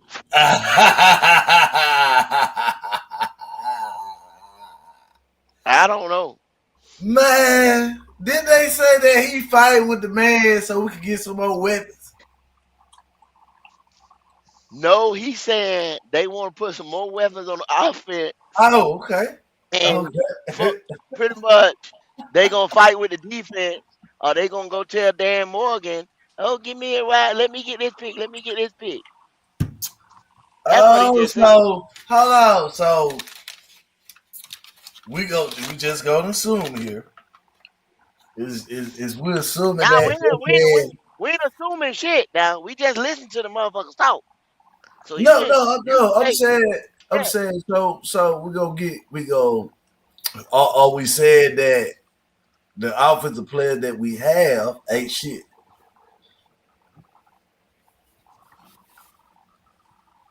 Well, driver, if you look at it, they always say that they want to better the roster, that they gonna better. So did I kind of tell y'all that we ain't have enough on the offensive end? No, I allude to that through the regular season.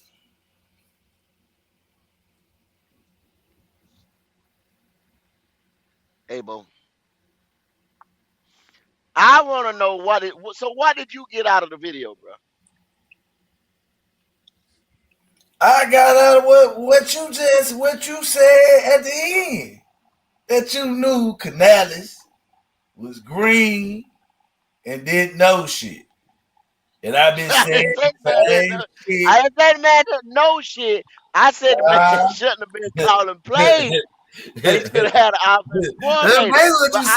But I'm sitting here telling you though. But driver, he just told you. It just told you. He is little mini me. So it's gonna be the same shit. So you don't think it's gonna be the same shit? But we got a nigga who can't call plays, bro. Give it up to another nigga who can't call. So we go blame everything on the quarterback. Or everything. Let's take the quarterback out of the situation. We gonna blame everything on this organization because they decided to hire two green niggas who we knew can't call plays. These niggas ain't no play callers. You know this, Go.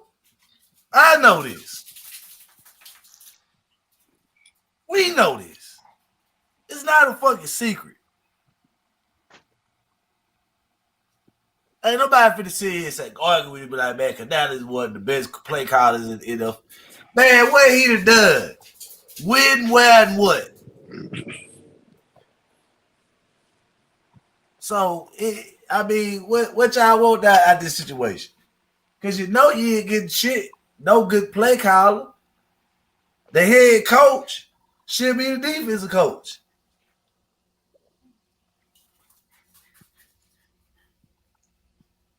So what direction? They gave Everett, Bobby Brown the third, Pat Jones, fucking Rose Boone, Nick Scott, and Trevor Wallace, Ason Robinson, Turk Ward.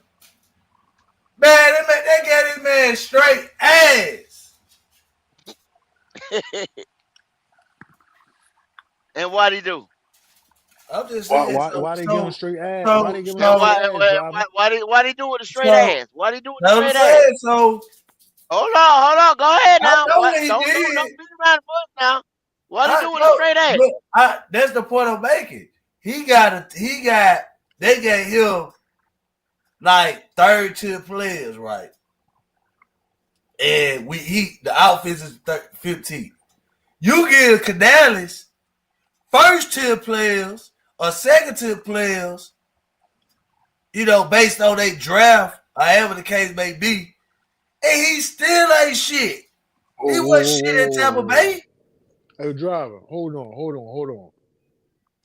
I'm gonna stop you right there because you just contradicted yourself, bro. Huh? Because our offensive line that we paid $100 and something million to was ranked inside the top 15. The wide receiver we took at 8, and Ted McMillan had over 1,000 yards, and he was rookie of the year. The running backs we had at a point in time this year was ninth in rushing. Yeah, no. The only thing that we seem to be fucking up at when it comes to offense is passing. 27th ranked passing offense. Yeah, because your coach can't call plays, man.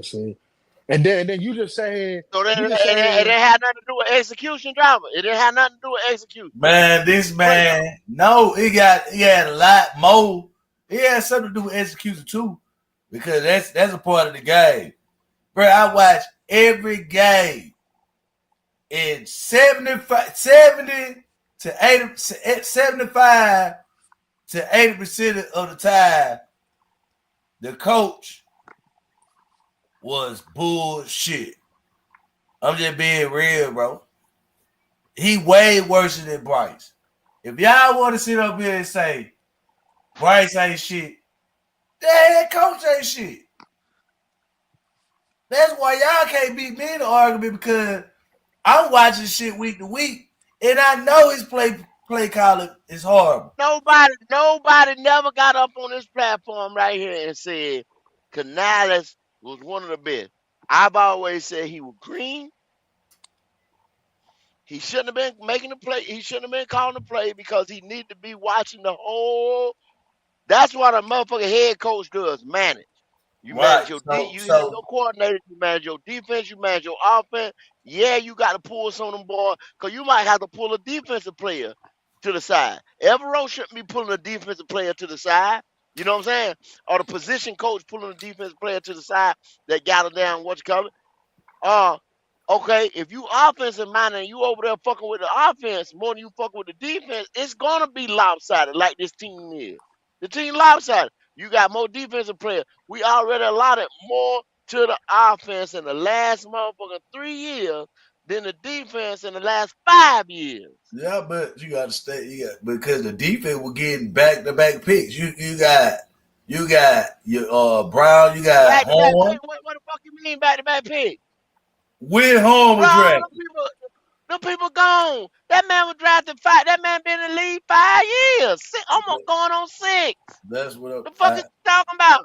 Yeah, nothing I said. You got goddamn Bobby Brown and Horn, right?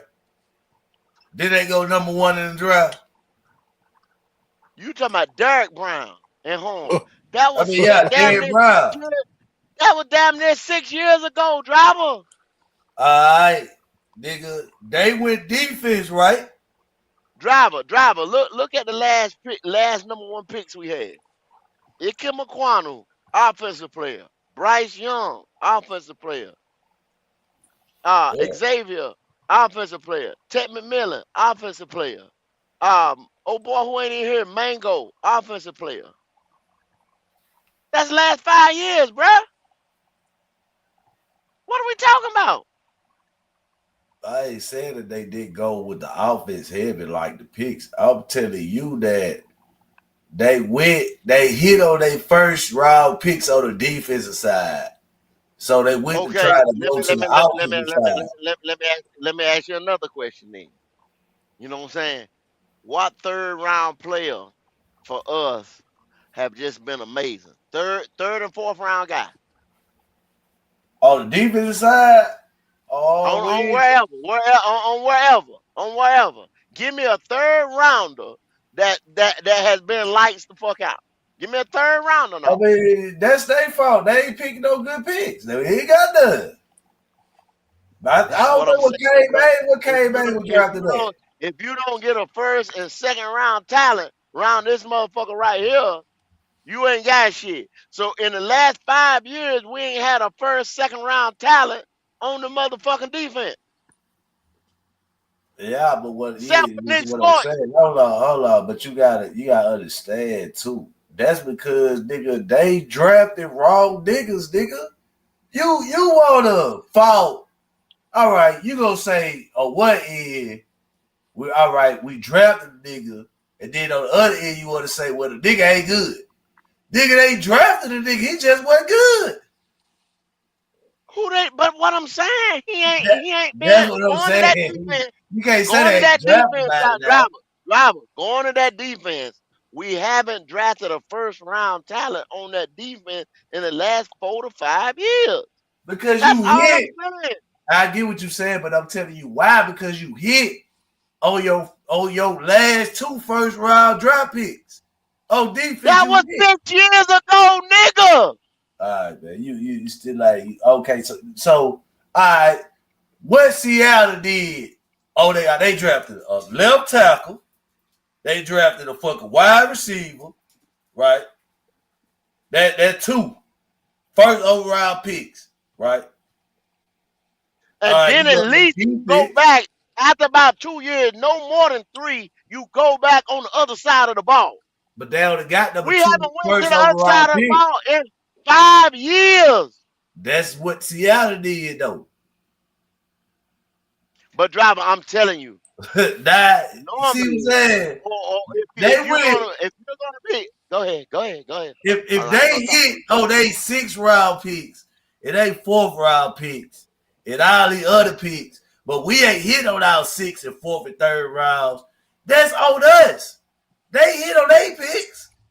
So you want to fault the fucking, all right, you said it's the team fault, the new GM fault, because the previous GM, they hit on the draft picks where he had choices to take the third, the fourth, and the sixth round on defense. He didn't hit, right? He had the opportunity to draft. He didn't hit. But all these other teams hit on their fucking picks. But now you want to go back to the first round. No, they don't all the time. Stop that bullshit. You acting like motherfuckers just hitting every round. No, they don't, bro. Okay, San No, they Francisco don't. will hit on some late picks. The Rams be hit on some late picks. Seattle be hit on late picks. Bro, you try to make up excuses for why our organization. You're talking about teams that's already good.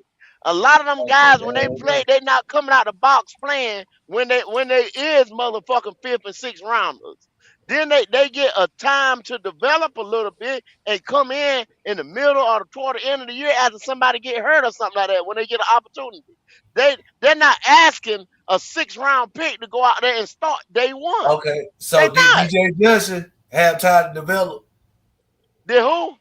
Did the nigga they cut, right, in the middle of the season, right, 3rd round pick, did he have time to develop? DJ Johnson. Yes, this nigga was here like 4 years. That's the point. You making the point that I'm making. No, I'm not. Hold. Okay, see, you ain't listening. We all know how that boy even got on the team. They sat there and waited round after round. How he got on the team. Come on, bro, because they chose a nigga, the wrong nigga, that this nigga liked it, right? He picked his nigga. That's his player. He picked him. Right? See, that's who told you that? Where you get? Cause that's wrong information again. That's wrong. You saying it wrong. That's wrong. I'm asking you, is that Evero player? No, it's not. Driver. That was the only motherfucker left on the board, driver. Go back to the draft. The rest of, by the time we got ready, we had to move up because people was picking. They was a run on motherfucking edge rushers. They waited too goddamn late. Nah, Goat, remember, we traded back, Goat. We traded back. Exactly. That was the GM fault. How you trying to say this guy? Driver, hold up, driver. Do you know how they develop a board? That could have been the last motherfucking nigga on his piece of paper. So now you gonna tell me the last nigga on my piece of paper, I got to be responsible because he was the last nigga on my piece of paper? If I had to pick a 5 and he was the 5th or 6th motherfucker. I understand, Go. You so why didn't you give me the first nigga? Why didn't you give me the first nigga that I wrote down? Because we were picking wide receivers. That's the reason why. Niggas, right? They drafted 4th and 5th and 6th round players hit. Right? But you take a nigga to 3rd and say he was the only nigga on the draft board. You see what I'm saying? Go ahead, Trey. Go ahead. Talk to this nigga. Y'all want every pick.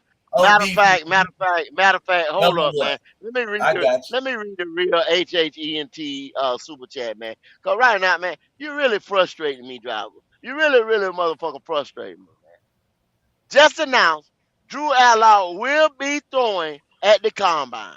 We appreciate that, real HHENT with $2 super chat. So Drew Allar is gonna throw, and he's gonna have to throw because he hurt his knee. I think it was a knee injury or whatever. So they need a little bit more on him. So he's gonna have to throw. If he'd have finished the year and this and that shit, he probably want to throw because he'd probably be like the number 2 or number 3 guy coming out the board as a quarterback. But he's gonna have to throw. But go ahead, driver.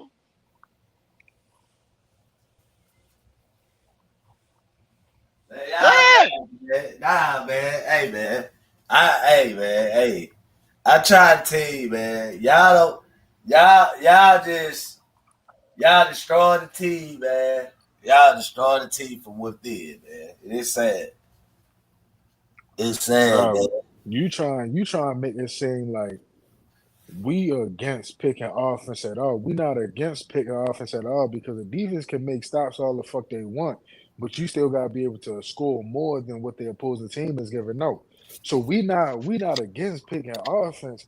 The problem is for the last 3 years since this nigga has been here, we've been picking nothing but offense in the premium positions, and then we've been giving Evero the bullshit, the same ass niggas you was talking about. We sat here and been giving him, expecting him to make chicken salad out of chicken shit. I And agree then with you when though. when we in crunch situations like against the Saints, when the Saints scored 10 points in the last 5 minutes, or we up against the fucking Rams and we can't get a fucking stop. Y'all saying y'all blame him, but y'all not looking at the front office. Y'all gotta look past Dave Canales because yes, he may have some say so in picking an offensive player, but all that comes back on the GM at the end of the day too, because the GM is the one that chooses the player. If you know that you got glaring holes, like for example, we haven't had a linebacker since Luke Kuechly left in 2019. Oh We yeah, in 2026. yeah. We haven't given Derek Brown no defensive tackle next to him to play next to, and he was drafted in 2020. We haven't given JC no safety back there, and he was drafted in 2021. So we haven't had no linebacker. We haven't had a defensive tackle to go next to Derrick Brown. We ain't have a fucking safety. And Lord knows how fucking long. The last decent safety that we had was fucking Eric Reed. And that was And 2018, he was a, he was 2019. and he was a strong safety. He wasn't no free. He was a Exactly. strong safety. So we not against choosing offense. The problem is that we're putting so much premium draft picks and free agency dollars into offense, and we're not getting a return on our investment. And you can say the same thing on the defense because we signed the Shy Tuttle, we signed the Bobby Brown, we signed the Christian Rosemoon, a Josie Jewell, we signed fucking Treshaun Wharton. Niggas know I don't like that motherfucker.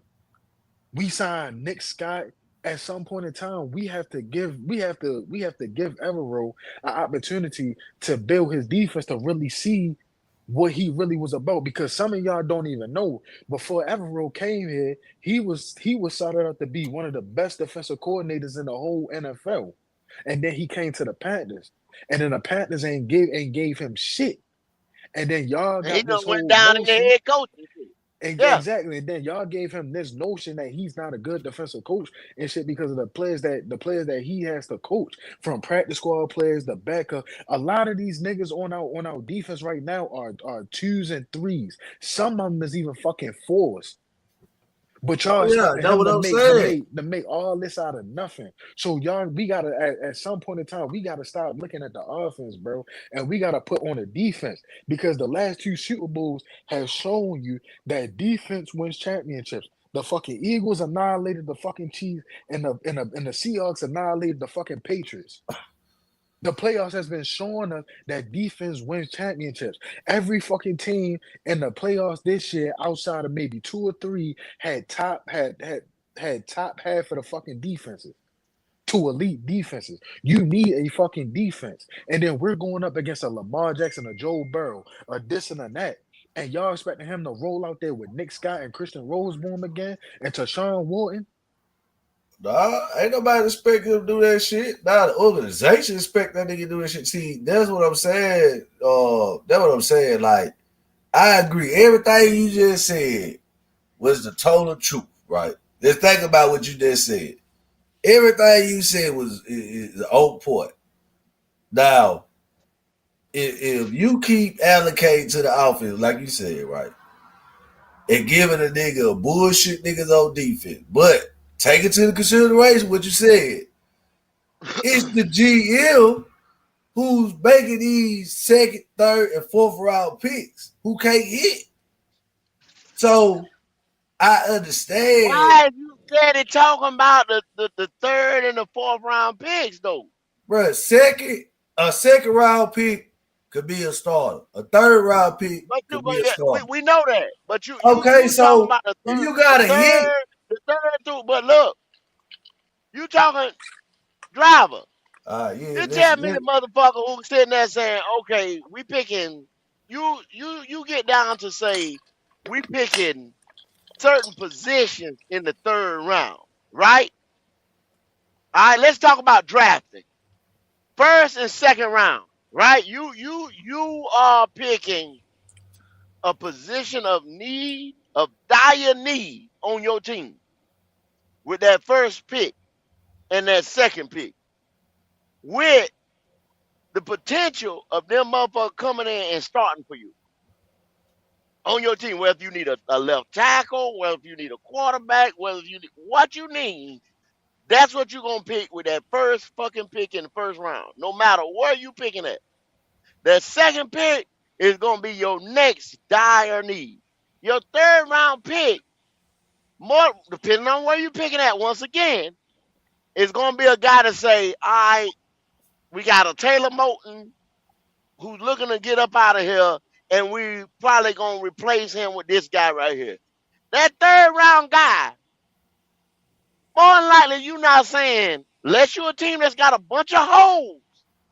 So you saying the Carolina Panthers got a bunch of holes and shouldn't been a playoff team, because if you're looking for a third round player, a third round pick, a third round grade guy to come in and move the needle for you, something ain't right. Something ain't right, bro. And Driver, you keep talking about these fourth and fifth rounders hitting and shit. Let's be honest for a second. In modern day right now, Max Crosby was a fourth rounder for the Raiders.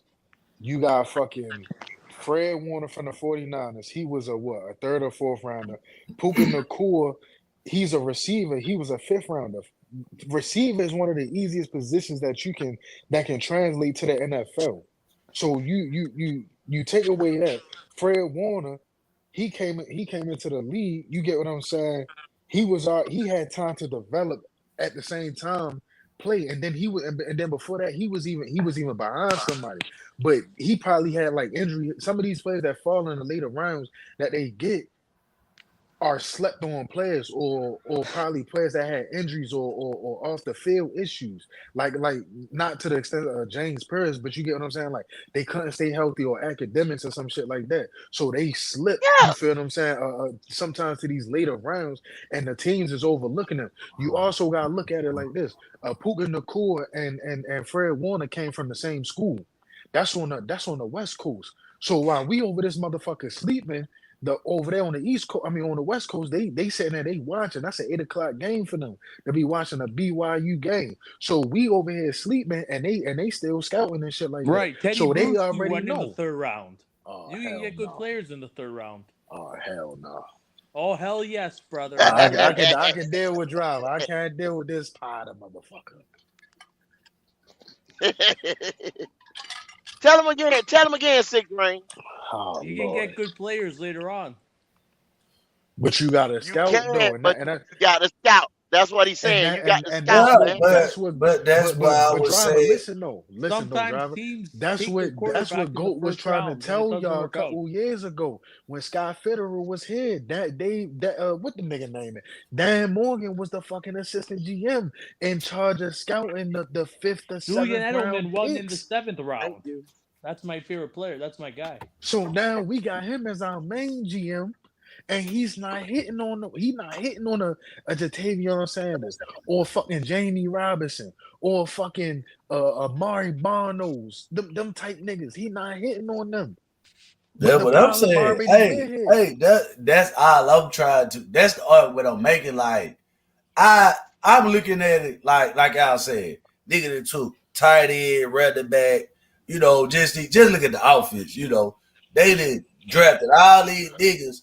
But in the second, that's what I'm saying, like the third, fourth, or fifth outfits, these niggas ain't hitting. So what I'm saying is, nigga, it ain't necessary to say that, like, it's the, you know what I'm saying, or Evero, or I'm gonna look at Canales because I feel like Canales is he supposed to came in to be a more of a offensive minded coach. That's why I said I watched this and I was like, bro, he ain't used these niggas right. Like the tight ends, you know what I'm saying? He ain't using them niggas right. He it's a lot of shit, bro. I watched a nigga through, bro, who watched the field with Excel. This nigga threw Excel 3 screens, bro, before week 4. 3 screens before week 4. But So drivers, you last gotta. year, bro, that's him, bro. That's him. That's true, but That's his driver, scheme. if you go back and you listen to what Xavier Legette said, to what you're saying is it has some truth to it, but you also have to look at it from the standpoint of he's trying to get him involved, bro.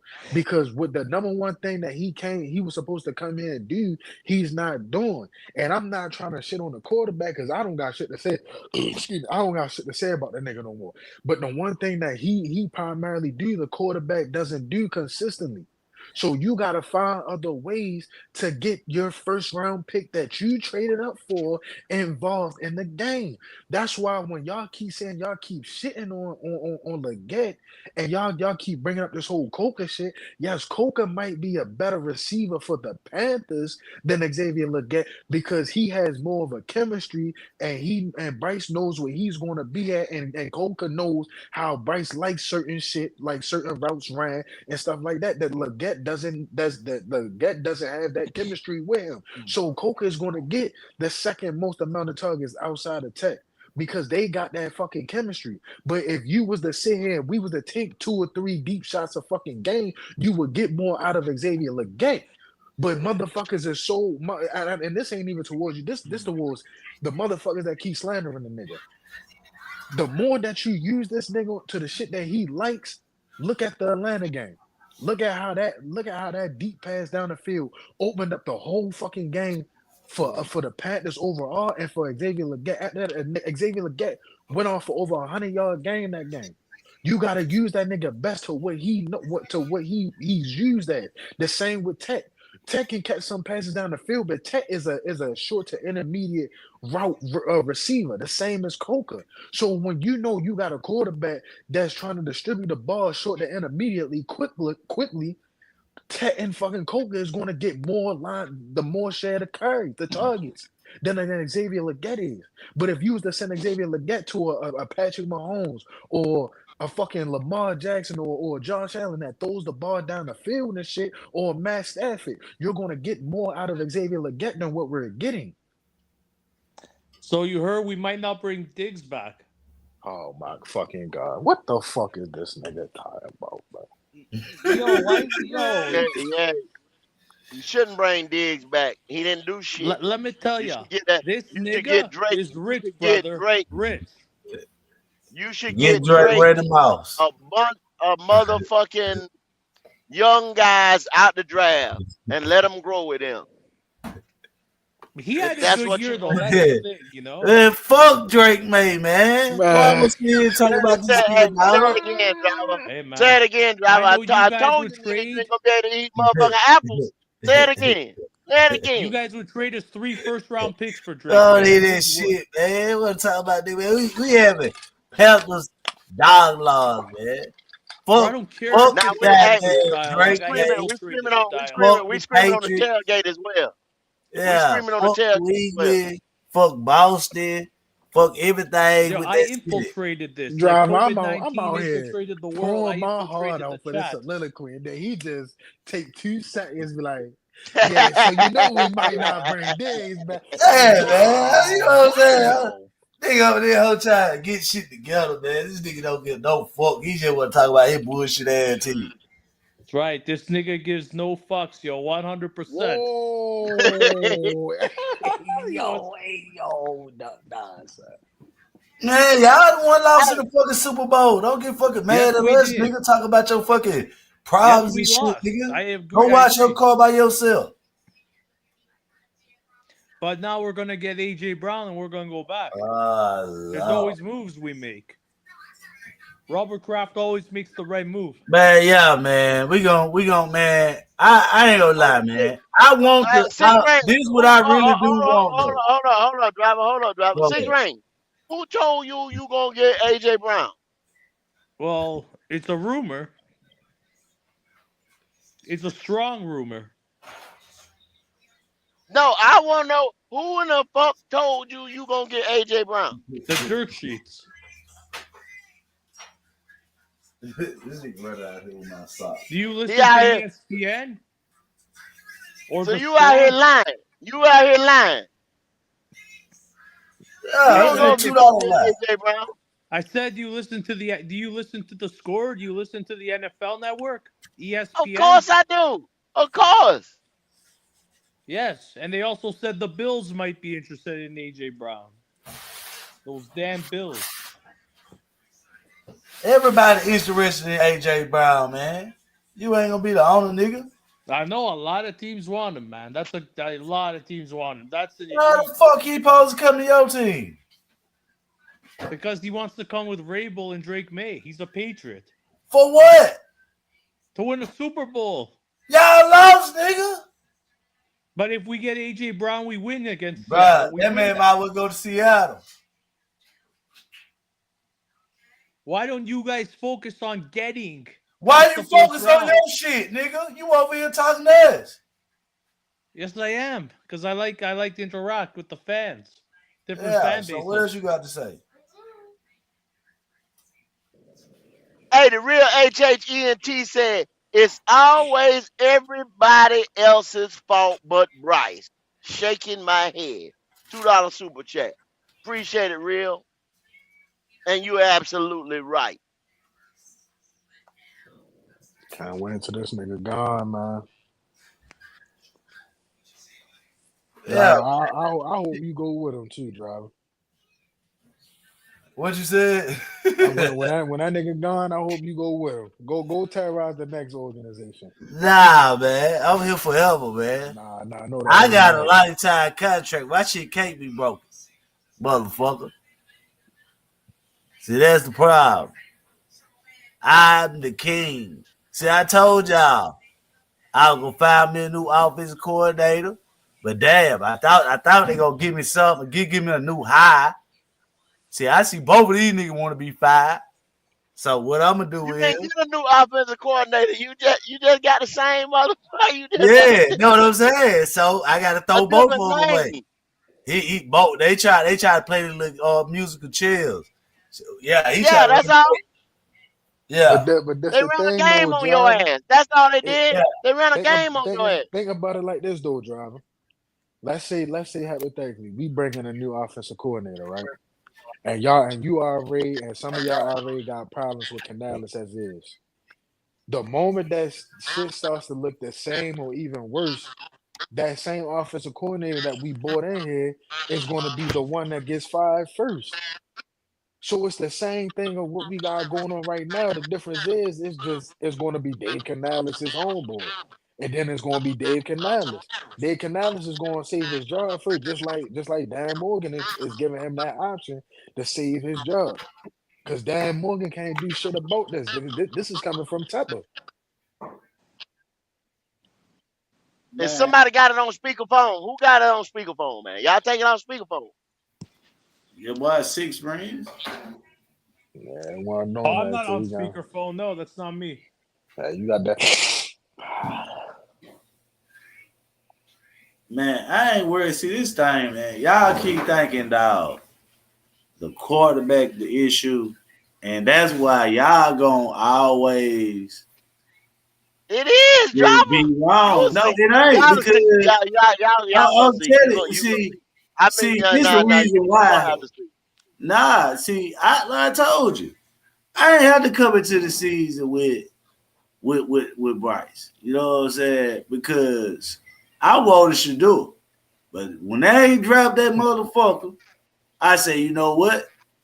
I'm gonna sit and watch this little motherfucker and see how this nigga ain't shit. That nigga started out the season. I said, well, this motherfucker here finna just straight die. But then the motherfucker just woke up. Score. Show it. I can't goddamn. That's right. Nothing to say now. I can't say that. What I saw, I said, well, shit. If that nigga had some damn nail heads on that defensive side of the ball, bro, He would have had way more opportunities to have the ball, for one. So he would have produced more. And then on top of that, I watched the nigga number 2. Ain't like that. He ain't better than Coker, bro. I don't think he better than Jimmy Horn. I'm just being real with you. But that's here and doubt, you know what I'm saying? But I saw that Rico was better than Chuba. So you had a lot of things based on the previous year. And you let Rico walk. You let him walk. Right. And these niggas came straight in.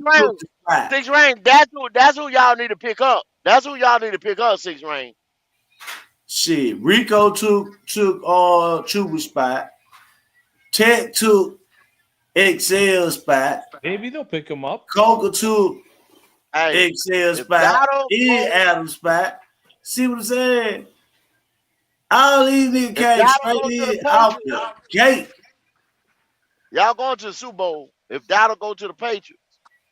Man, the Patriots. And then we got Tom Brady. Tom Brady 7 rings, say 42-13. 42-13.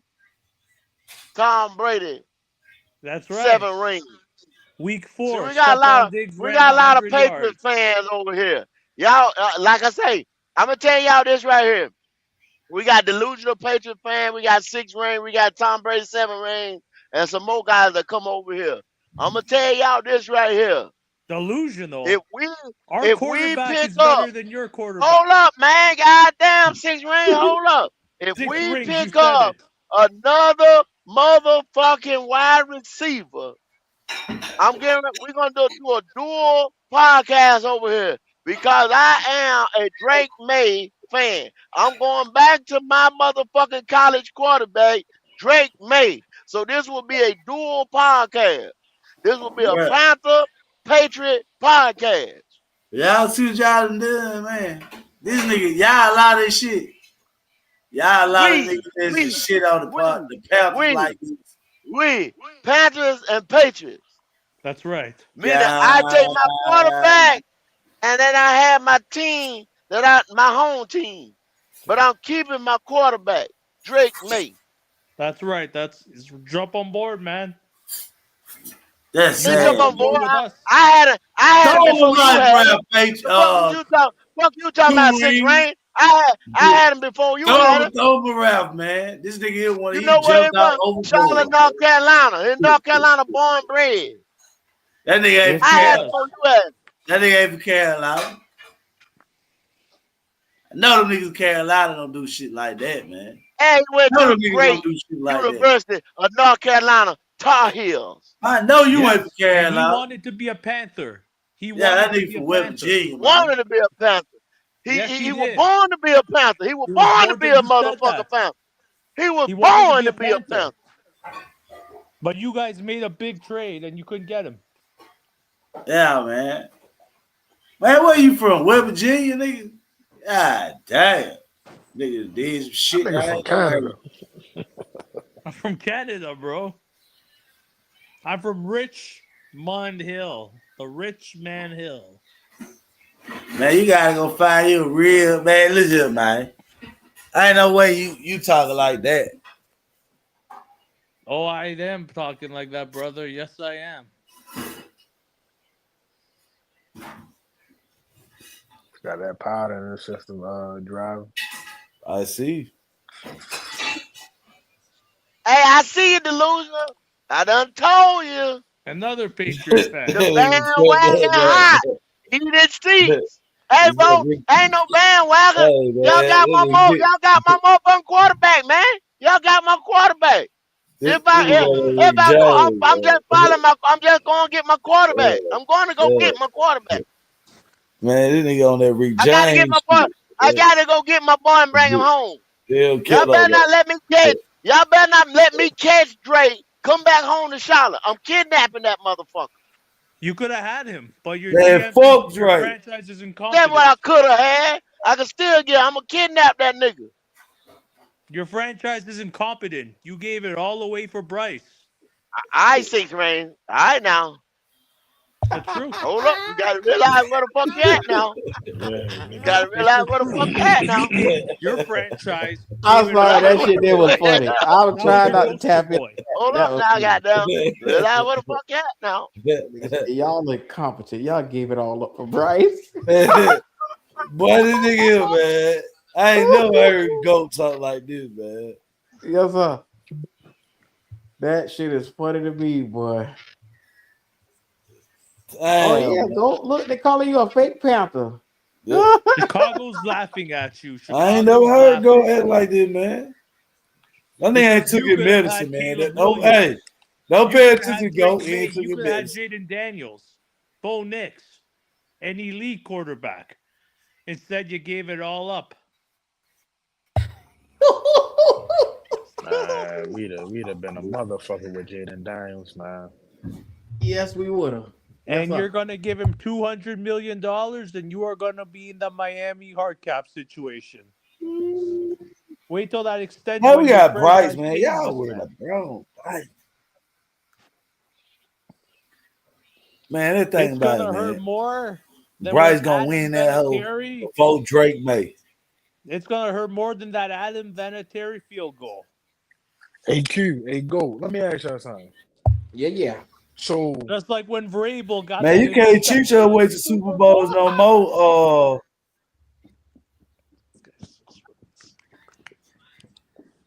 damn, this nigga just get that going, bro. But anyway, you think Drew Adlaw is electing to throw at the combine because he's hearing rumors from his agent that he possibly could go as early as the late first to an early second?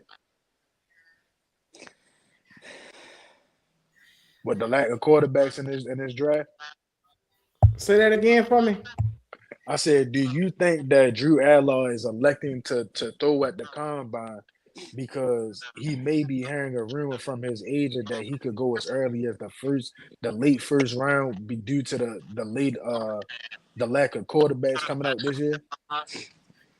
I mean, there's a strong possibility because outside of him, Klubnik is probably the only other guy that could push the boundary or the barrier for him. So, I think he might realize that he's going to be solidified early second round, maybe late first round. You know, somebody gonna grab him. Big Canales. We hoping that Dave Canales make that kind of move. Is what we are.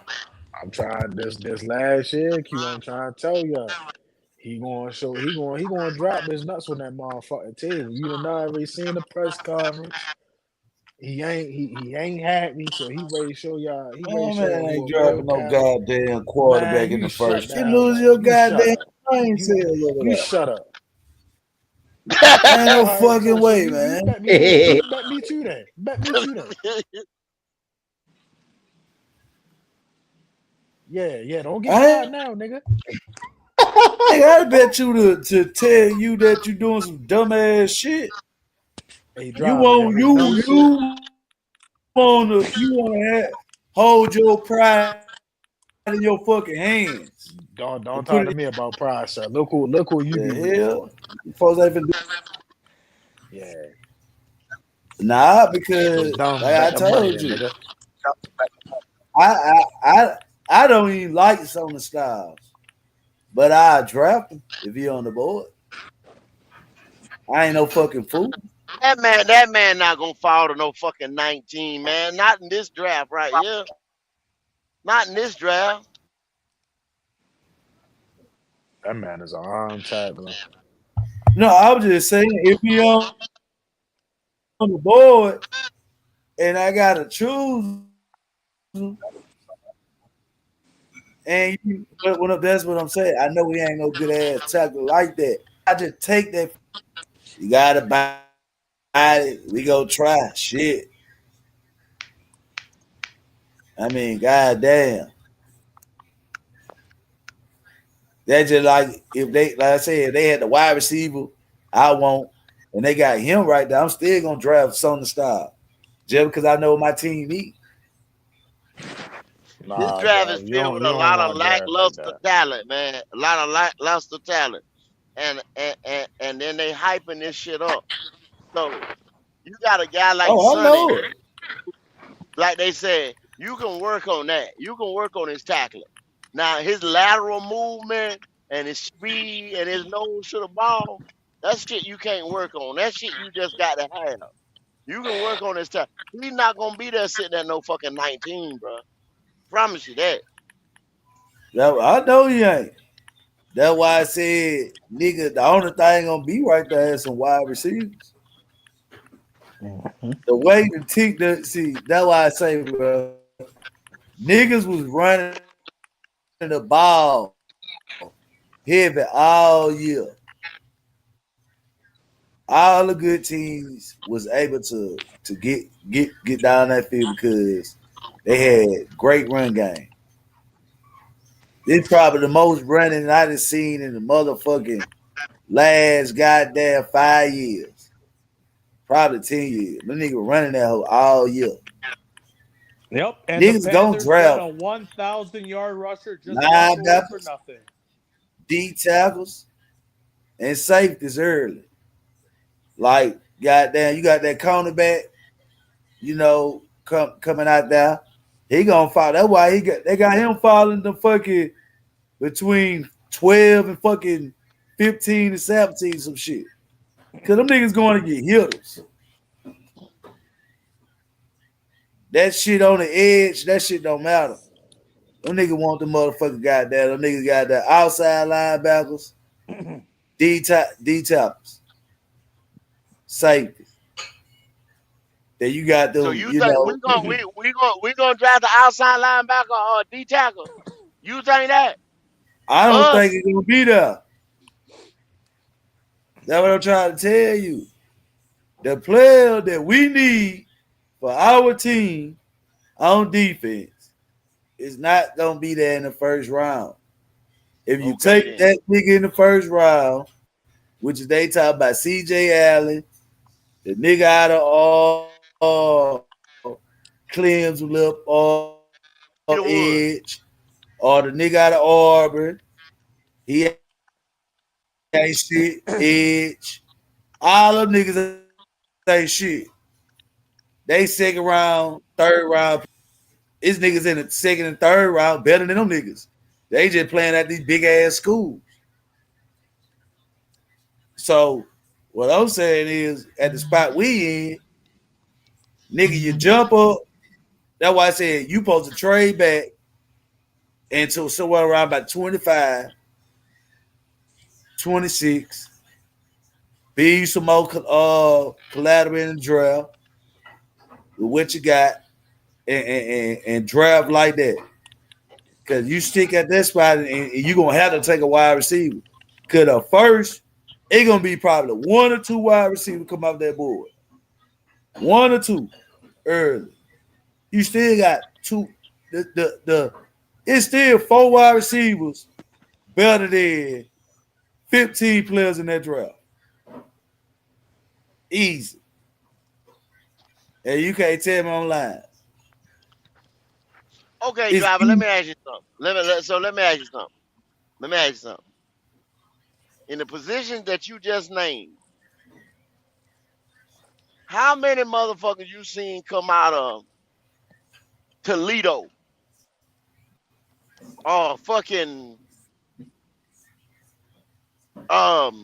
Tuskegee or goddamn Troy or somewhere like that in the position that you just named and start day one, week one?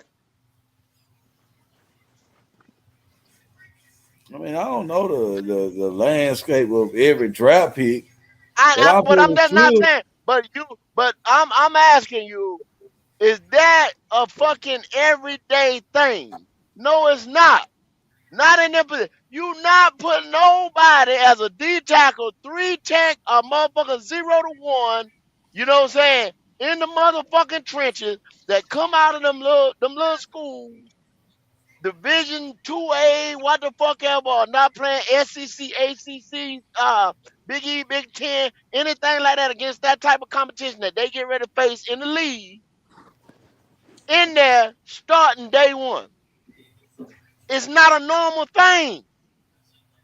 I mean, I ain't never said it They was. just pop What off. point you getting at? You might get that guy that came out of one of them schools and he in year 4 or something like that, or them been around the second time in another team or something like that, that come out and bam, he ready now.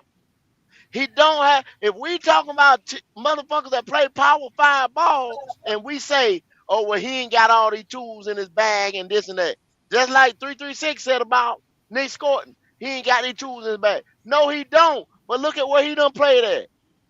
He done played SEC ball, and goddamn where he played. He played. Both teams was in the SEC. He played at. No, But Big dude, Ten, Big and Ten. motherfucker, what? Yeah, Big Ten and motherfucking SEC. And he still ain't got all the tools in the bag. So you imagine tell me that somebody playing the goddamn Sun Belt or some shit like that, get ready to come in here and raise hell? No. He might look good against that type of competition. I mean, what you getting at though, Goat? What you saying?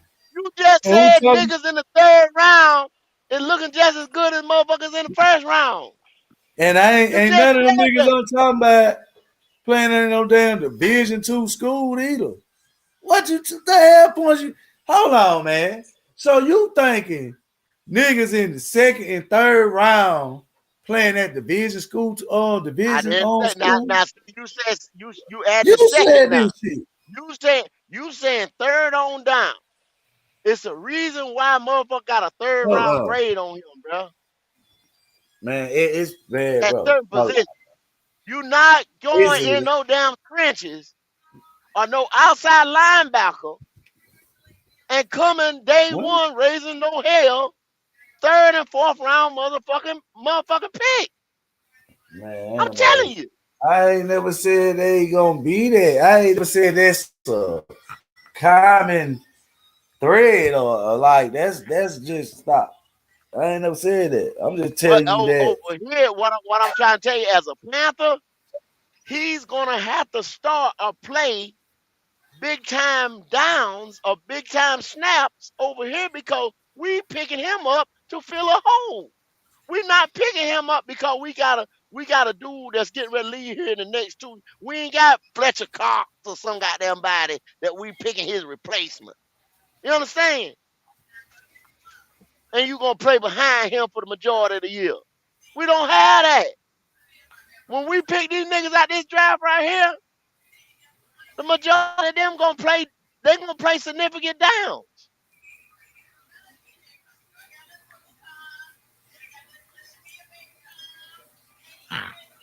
Well, like I say, man. I mean, I don't know what board you watching, man, or draft board, but there's a lot of niggas out there, man. 3rd, 4th round, bro, playing at Oklahoma, playing SEC, ACC, Big Ten, falling to the 3rd and 4th round. I mean, I don't know. I mean, it's out there, bro. You gotta just do your research on it because it's players out there now. I mean, I ain't talking about no nigga playing for no goddamn Division II school. Well, listen what I'm telling you. Okay, I put it like this. I put it like this, what we've been doing. Okay, for the last 3 years, we've been trying to draft receivers or drafting something that we say, all of us last year said we needed a motherfucker outside linebacker. Everybody would agree on that. They end up picking a receiver. So guess what we had to do in the 2nd round? We had to pick that outside linebacker, DN, rush in, whatever y'all want to call it. But we had to pick a 2nd rounder who I think, say, if Nick Scorton would have been in this draft right here, he'd have been a top 10.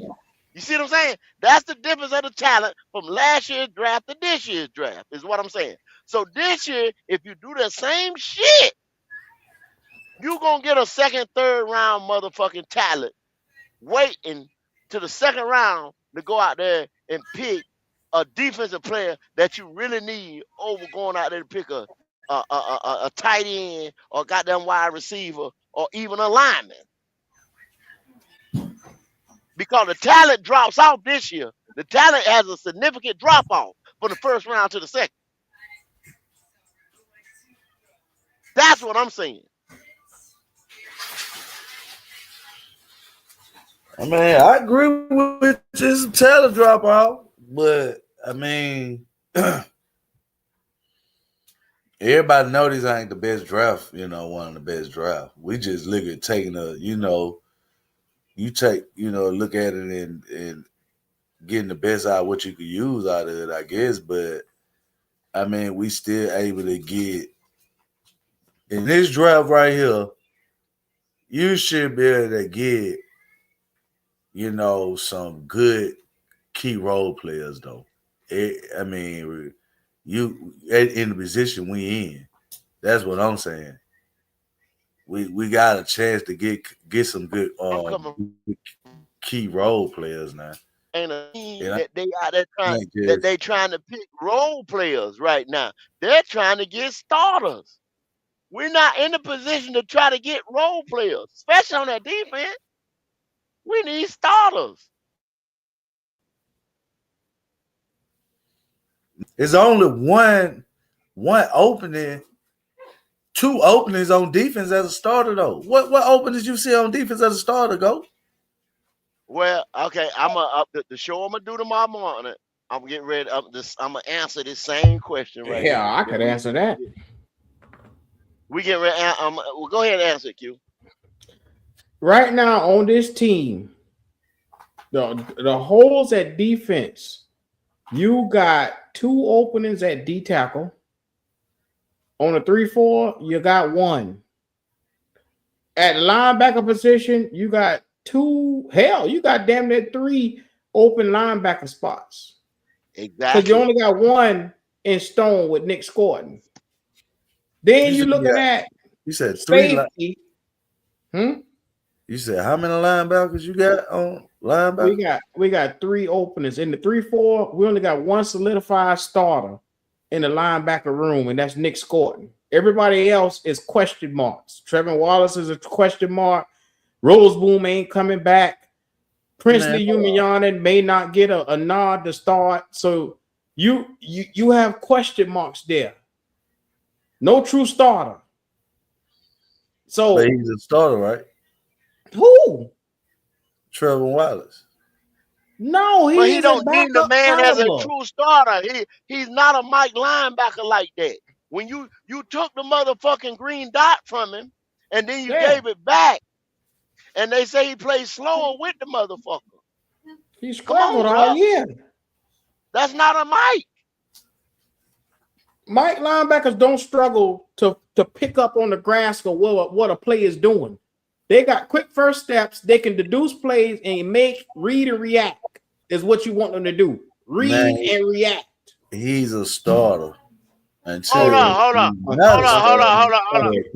driver. Why did Canales just say about no? They asked him about Luke Kuechly, who just got inducted to the Hall of Fame. They said this nigga waving his arms, this and that, pointing motherfucking shit out, this and that. He's deducing shit before they snap the goddamn ball. Nigga, I've seen them boys all the time. I send them boys clips of Luke Kuechly. You know what I'm saying? Traffic. He dissecting traffic. He making motherfuckers go this way, that way. Got his blockers in front of him. That's what a Mike does, bro. I'm not sitting here saying that he's one of the best or he's goddamn, the nigga that we finna invest our future in. I'm telling you. Well, what the fuck is he doing out there on the field? That's a waste of time. All right. So what Chuba doing on the field then, nigga?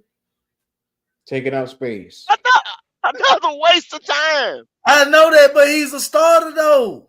He shouldn't be your starter. That's what we keep trying to tell you. Exactly. That's a waste of time. Why do we even pay this motherfucker when the rest of the league is run back by committee? So why we pay this? Once again, we behind the motherfucking 8 ball. You paid a nigga who you didn't even need to pay. But if we talking about the team that we got currently, we got to talk about the players that's starting in position. Until they fill that position, replace that position, or they release, which is Rose Boone and Nick Scott, and you got what his name is, DJ Warner. He out of here. I mean, you can still got Pat Jones who gonna come back and start. You still got after he Prince. hurt his back. After he hurt his back. So you I mean, another nigga with I a know he fucked up mentioned back. Pat Jones. With a fucked up back. Getting ready to come back and save the day. So you don't think he coming back to play? Or he gonna retire? What you expect? Yeah, he coming back to play. But Well, what I'm saying is, this nigga just coming off injury. And you think 17 games of pounding, he getting ready to be right there for you. Every Sunday, he getting ready to be that nigga. Man, I ain't. He coming off a major back injury. But he gonna be our starter though. Okay, I'm done. Mm-hmm. See, if y'all thinking everybody trash, bro. No, but you got to start putting these boys on starting caliber levels when they're not. Like, we telling you, Trevin Wallace is not a starting caliber linebacker in the league right now. He needs more development. And I hate to say that. In year 3, he needs more development where he should be on pace to be getting 100 tackles by now. He's not doing it. I agree with you. But so what the fuck are we talking about then? No, this what I was telling you is, nigga, he's still our starter. So that's the problem. We're not good enough in these positions. That's not saying that's not saying much. That's not saying much at all. Because he's a starter for us, that means he shouldn't be. You should have better players here. Okay, you're right. So my question is to you. So if you draft a middle linebacker in the second or third round, he gonna take his spot. If you go in the draft right now, they're gonna start over him. If you go get Sonny Styles or you go get Anthony Hill second round, Dumbo's gonna start over that boy right now. Or they'll pair them with each other. Not that I keep telling y'all, Anthony Hill is not dropping no second round. I keep telling y'all that. Mm-hmm. Oh yeah, Anthony Hill. I told him he the one I'd take. I'd trade back and take his ass, but that's on them. I'm just saying, shit. You either gonna draft an outside linebacker or a Mike. And my thing is, if you already got Trevin Watson back, shit, he under contract, shit, you don't know where he gonna be next year. This ain't never gonna be his third year. That's what I'm saying. You trying to go off on, you trying to get out. You say he ain't that, but he's injured. You don't know, I mean, he's not a starter because, he lacked the production. But, I mean, we got to let these picks play out, though. That's just like saying, like I was speaking on earlier, like, shit, bro, all the players that we in draft, them niggas ain't hitting. Because you were just the one talking about draft a wide receiver in the first round and then go in the second round and get a linebacker or go get a this and that. You getting in the key position that you need. You wait another round to go get the motherfucker. You acting like nobody else, other 31 teams ain't looking at these same motherfuckers. Man, y'all ain't hitting on y'all side of the ball, man. Oh, second and third round picks, man. You can't get mad, man. Oh my God, this motherfucker.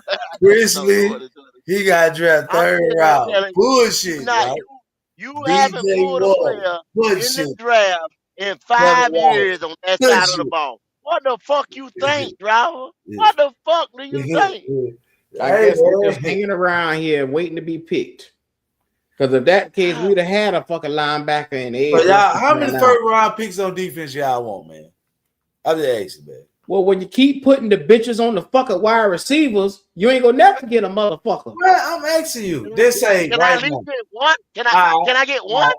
Can I get one You get first one round? this year. We've been in the top 10. The last What we 5 gotta go years, we've next been in year? the top 10. We picked the offensive player, except for when we gave away our first round pick for the little stinking ass fucking quarterback. Okay, so I'm asking. You get them this year on defense. Next year, where you going with the first round pick? Defense again? So you want 4 first round defense players? Where did I get 4 first round defense players at? Where did that come from? Where I got 4 Hold first on, round? man. Hold on. So you telling me that everybody went advocating for a defensive player last year? Yeah, they was. So if they would have got the defensive player, we would have went off in this year. Then the next year we went back defense. That still would have been 4 defensive players on defense, right? Where you getting 4 defensive players from? You see, he ain't listening. You want 3? I'm breaking it out. So you want 3 defensive players on your team. What the fuck this nigga talk about, man? You got me. I'm lost. You got me Do lost. you want 3 first round defensive players on your team? You said yeah. Then I'm asking you again. So if you trying He's to say saying that not we the got first 3 you saying that we rounds, got or you trying to say one first round, or 1, 2, and 3 rounds? What are you talking about? We going defense. No, he's saying totally. Because he's saying we got JC, who's a first rounder, and we got Derek Brown, who's a first rounder. Now, I Right. told That this was motherfucker fucking 5 that years was ago. 5 and 6 years ago. So But you how can't many- count that, bro. Man, how many you want on your defense though? Okay. Oh my God. It's 11 starting positions, jackass. Well, tell me the team right now. I'm not talking They about got 4 first round draft picks on the defense. the Eagles. I've that easily. The Eagles. So they got 4 first rounders right now. Jalen Carter. What's the hold on? I'll pull them all up. Hold on. Jalen Carter, Davis, N'Kobe Dean came in late first round for them because they had no, multiple the first Kobe round, or was he Dean's a second? second rounder, He's a ain't second it? I round think pick. he's a second round. I think he's a second rounder. Goddamn, ain't the edge rusher? Because I know they got 2 in one draft, and then they moved up. So I know for a fact they got 3. So all right, let's say realistic. Let's say The cornerback. That made let's say they 4. got it. Let's say they got it. All right. Let's say they got 4. All right. That's probably I got you right now. Hold that thought now before you get started. I got it right here. Out of 32, I got it right here. 32 teams. God damn. Jihad I know for a Campbell. fact they got 4. Jihad Campbell, who was the best linebacker practically in his last draft in 25. Now, you do know who that is, right? Yeah. Quinyon Mitchell. I didn't ask you how many they got. Quinyon Mitchell, who was taken in 22nd. You got Nolan Smith, who was taken linebacker at the 30th pick in 23. Jalen Carter took at 9. That's 4 or 5 right there. Big Jordan Davis. Jordan In the Davis. same draft. God damn, how many first round picks they got on defense? The motherfuckers had a lot. That's Them 6 motherfuckers right had a now, lot, bro. So think about this right here. Jihad Campbell, Quinyon Mitchell, Nolan Smith, Jordan Davis, 22. That was 2022. Jalen Carter. Then Derek Barnett in 17. But they had a lot of Defensive end. picks too. They had a lot of picks, man. They were That's moving that shit. They were moving that first shit rounders. around, man. 6 first rounders. That Six first don't rounders. happen. That's that man. Look at first him, man.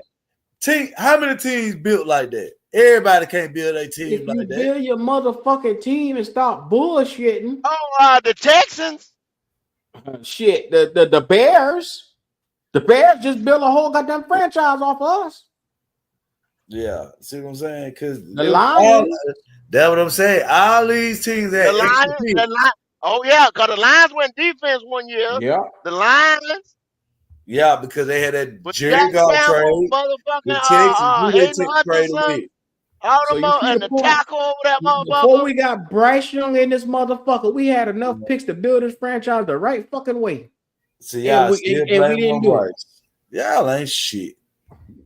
You know what? Fuck it, man. Fuck it. Fuck it. Man, I'm done, man. What's the reason why you don't got these picks no more? Listen here. I want y'all to go and get whatever Okay. y'all want for the defense, man. Okay. I want the defense to be top 10. I need the defense top 10 so Bryce can have the ball at least 10 times, 12 times a game. Motherfucker had Fletcher Cox. Fletcher Cox was in there for a whole goddamn decade, first round pick. And you telling me him, Jordan Davis, Jalen Carter, goddamn that same Milton fucking Williams that you saw at the fucking Patriots. He didn't want to come, man. He didn't want to play outside Derrick Brown. He That don't want to play 4-5 with Derrick first round Brown. picks. Man, that nigga don't want to play with Derrick Brown, man. Milton with Derrick Brown would have been devastating. He don't want to play with Derrick Brown. Yes, it would have. Devastating. He Oh don't my want to play with. He don't want to play with Derrick. He said he can't play with that boy. That ain't what he said. You God. a black ass lie. Motherfucking black ass lie. Black ass lie. He don't want to play with that boy. Whole face black ass lie. Play with that motherfucker. Shit. I'm tired of explaining defense to these boys. They don't want to see defense. They just want to see offense. So get I'm the offensive player, man. See, that's what y'all be trying to tell y'all, man. I'm the offensive king.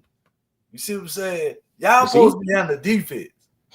You see what I'm saying? You don't give a fuck about the defense. Thank you for saying. Build the defense up, man. I'm building the offense right here. I ain't got to worry about it. You can have it go. I can't keep arguing with these niggas. Man. Average 19 points. Yeah, you did a hell of a job, driver. No, I told y'all niggas we got to get rid of Canales because he could play caller bad. Hey, man, it ain't my fault. They went out and got rid of the nigga as the play caller. He had to step down. You did a hell of a job, bro. Hey, you see what I did, didn't I? I wouldn't change the moves, then. I wouldn't have made some moves.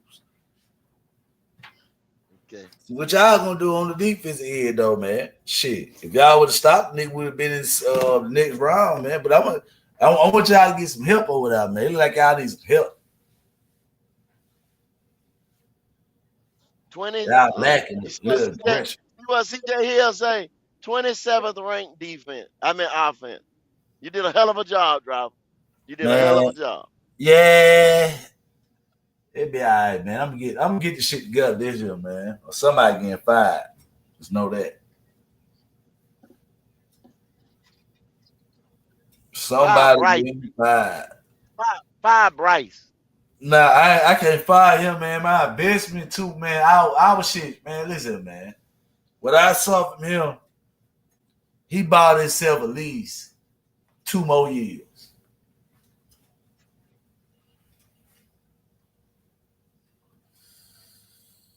But if I say get your last words, driver. All right, they kiss my ass.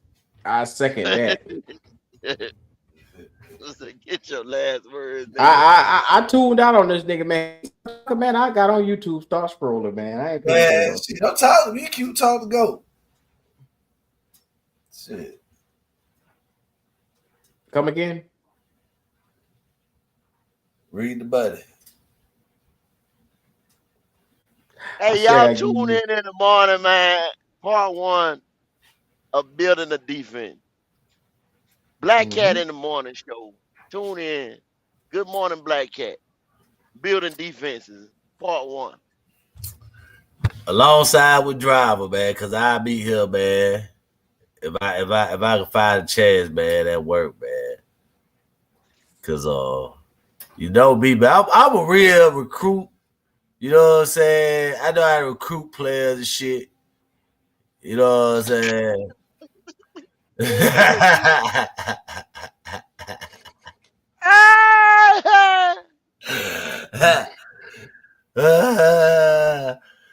oh nigga. my goodness. That nigga went to college and told me, cuz that nigga said, I don't want to come to Carolina. I said, no. Take your bitch ass to New England then. That bitch went right up to New England and lost in the Super Bowl. So But he was, yeah, all them bitch. Yeah, it don't matter. He just that nigga just the last loser. That's it. He the last one to lose. Damn. Nah, that nigga the last loser. That shit hurt, boy. When you the last loser, woo. Everybody else got there watching your ass lose. That hurt though. You got nobody to take the spotlight off your ass. I'm gonna tell you this right here. That man signed a 3 or 4 year contract. I bet you he'll be back. They won't be back before Bryce. Tell you that. Shit, he'll be back. He'll be back 2 times for Bryce.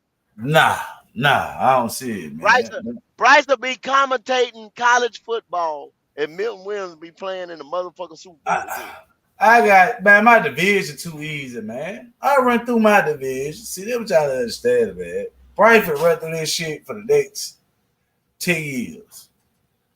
Bryce Young will be on ESPN commentating. Nah, Bryce gonna start breaking some of these goddamn records. You're gonna see Bryce Young will be on College Game Day taking RG3 plays. That's where the fuck he gonna be. Yeah, on commercial. Cause they gonna be doing the Heisman commercial. Nigga, sitting there beside Desmond Howard, motherfucker smiling. Yeah, that's where the fuck he gonna be. You talking about after the Super Bowl? No, nigga. What I just said, College Game Day on the Home Depot motherfucker presents College Game Day, nigga. Hey man, them commercials do be fine. That's what the fuck you gonna be. Hey, them commercials be fine in the mother. I ain't gonna lie, now them niggas tough over there. They tough, man. But yeah, man, I'm gonna let y'all have it, man. Hey, man, let's hear, man. I understand, man. I did last word. This your last word. Give us your last word. Yeah, man. I'm just letting the community know, man. Hey, the king is back. I fired some niggas today. Yeah, I relieved these niggas of their duty. Now I got a new play caller. And yeah, this nigga ain't shit. I'm letting you niggas know that. But yeah, he got a whole chance though. I'm gonna give him a little rope. Well, I choked the shit out of his ass by the end of the season. So y'all just stay tuned, man. Check out the bar. You know, they going over the defense, man. You know, I'm the offense. I'm the guru. I get shit going. We get it in the box. You gotta worry about it. The niggas can't stop shit over there. That's their problem. So they try to fix it.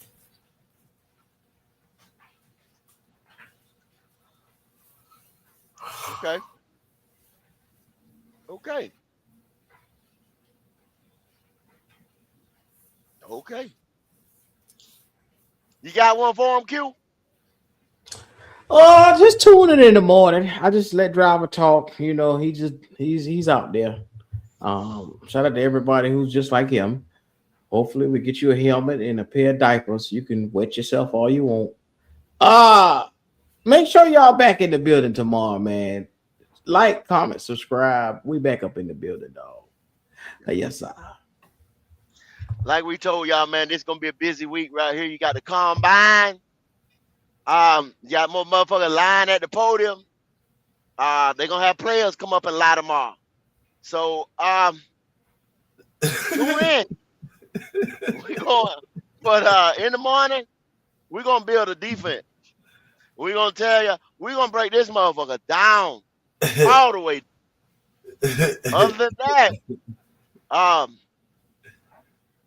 y'all know what time it is, man. Like, subscribe. We need you out here. Because I don't want to go through this year right here with this crazy, ignorant ass shit that Driver talking about. I need y'all to get in this nigga face because I need you to know this shit. All right?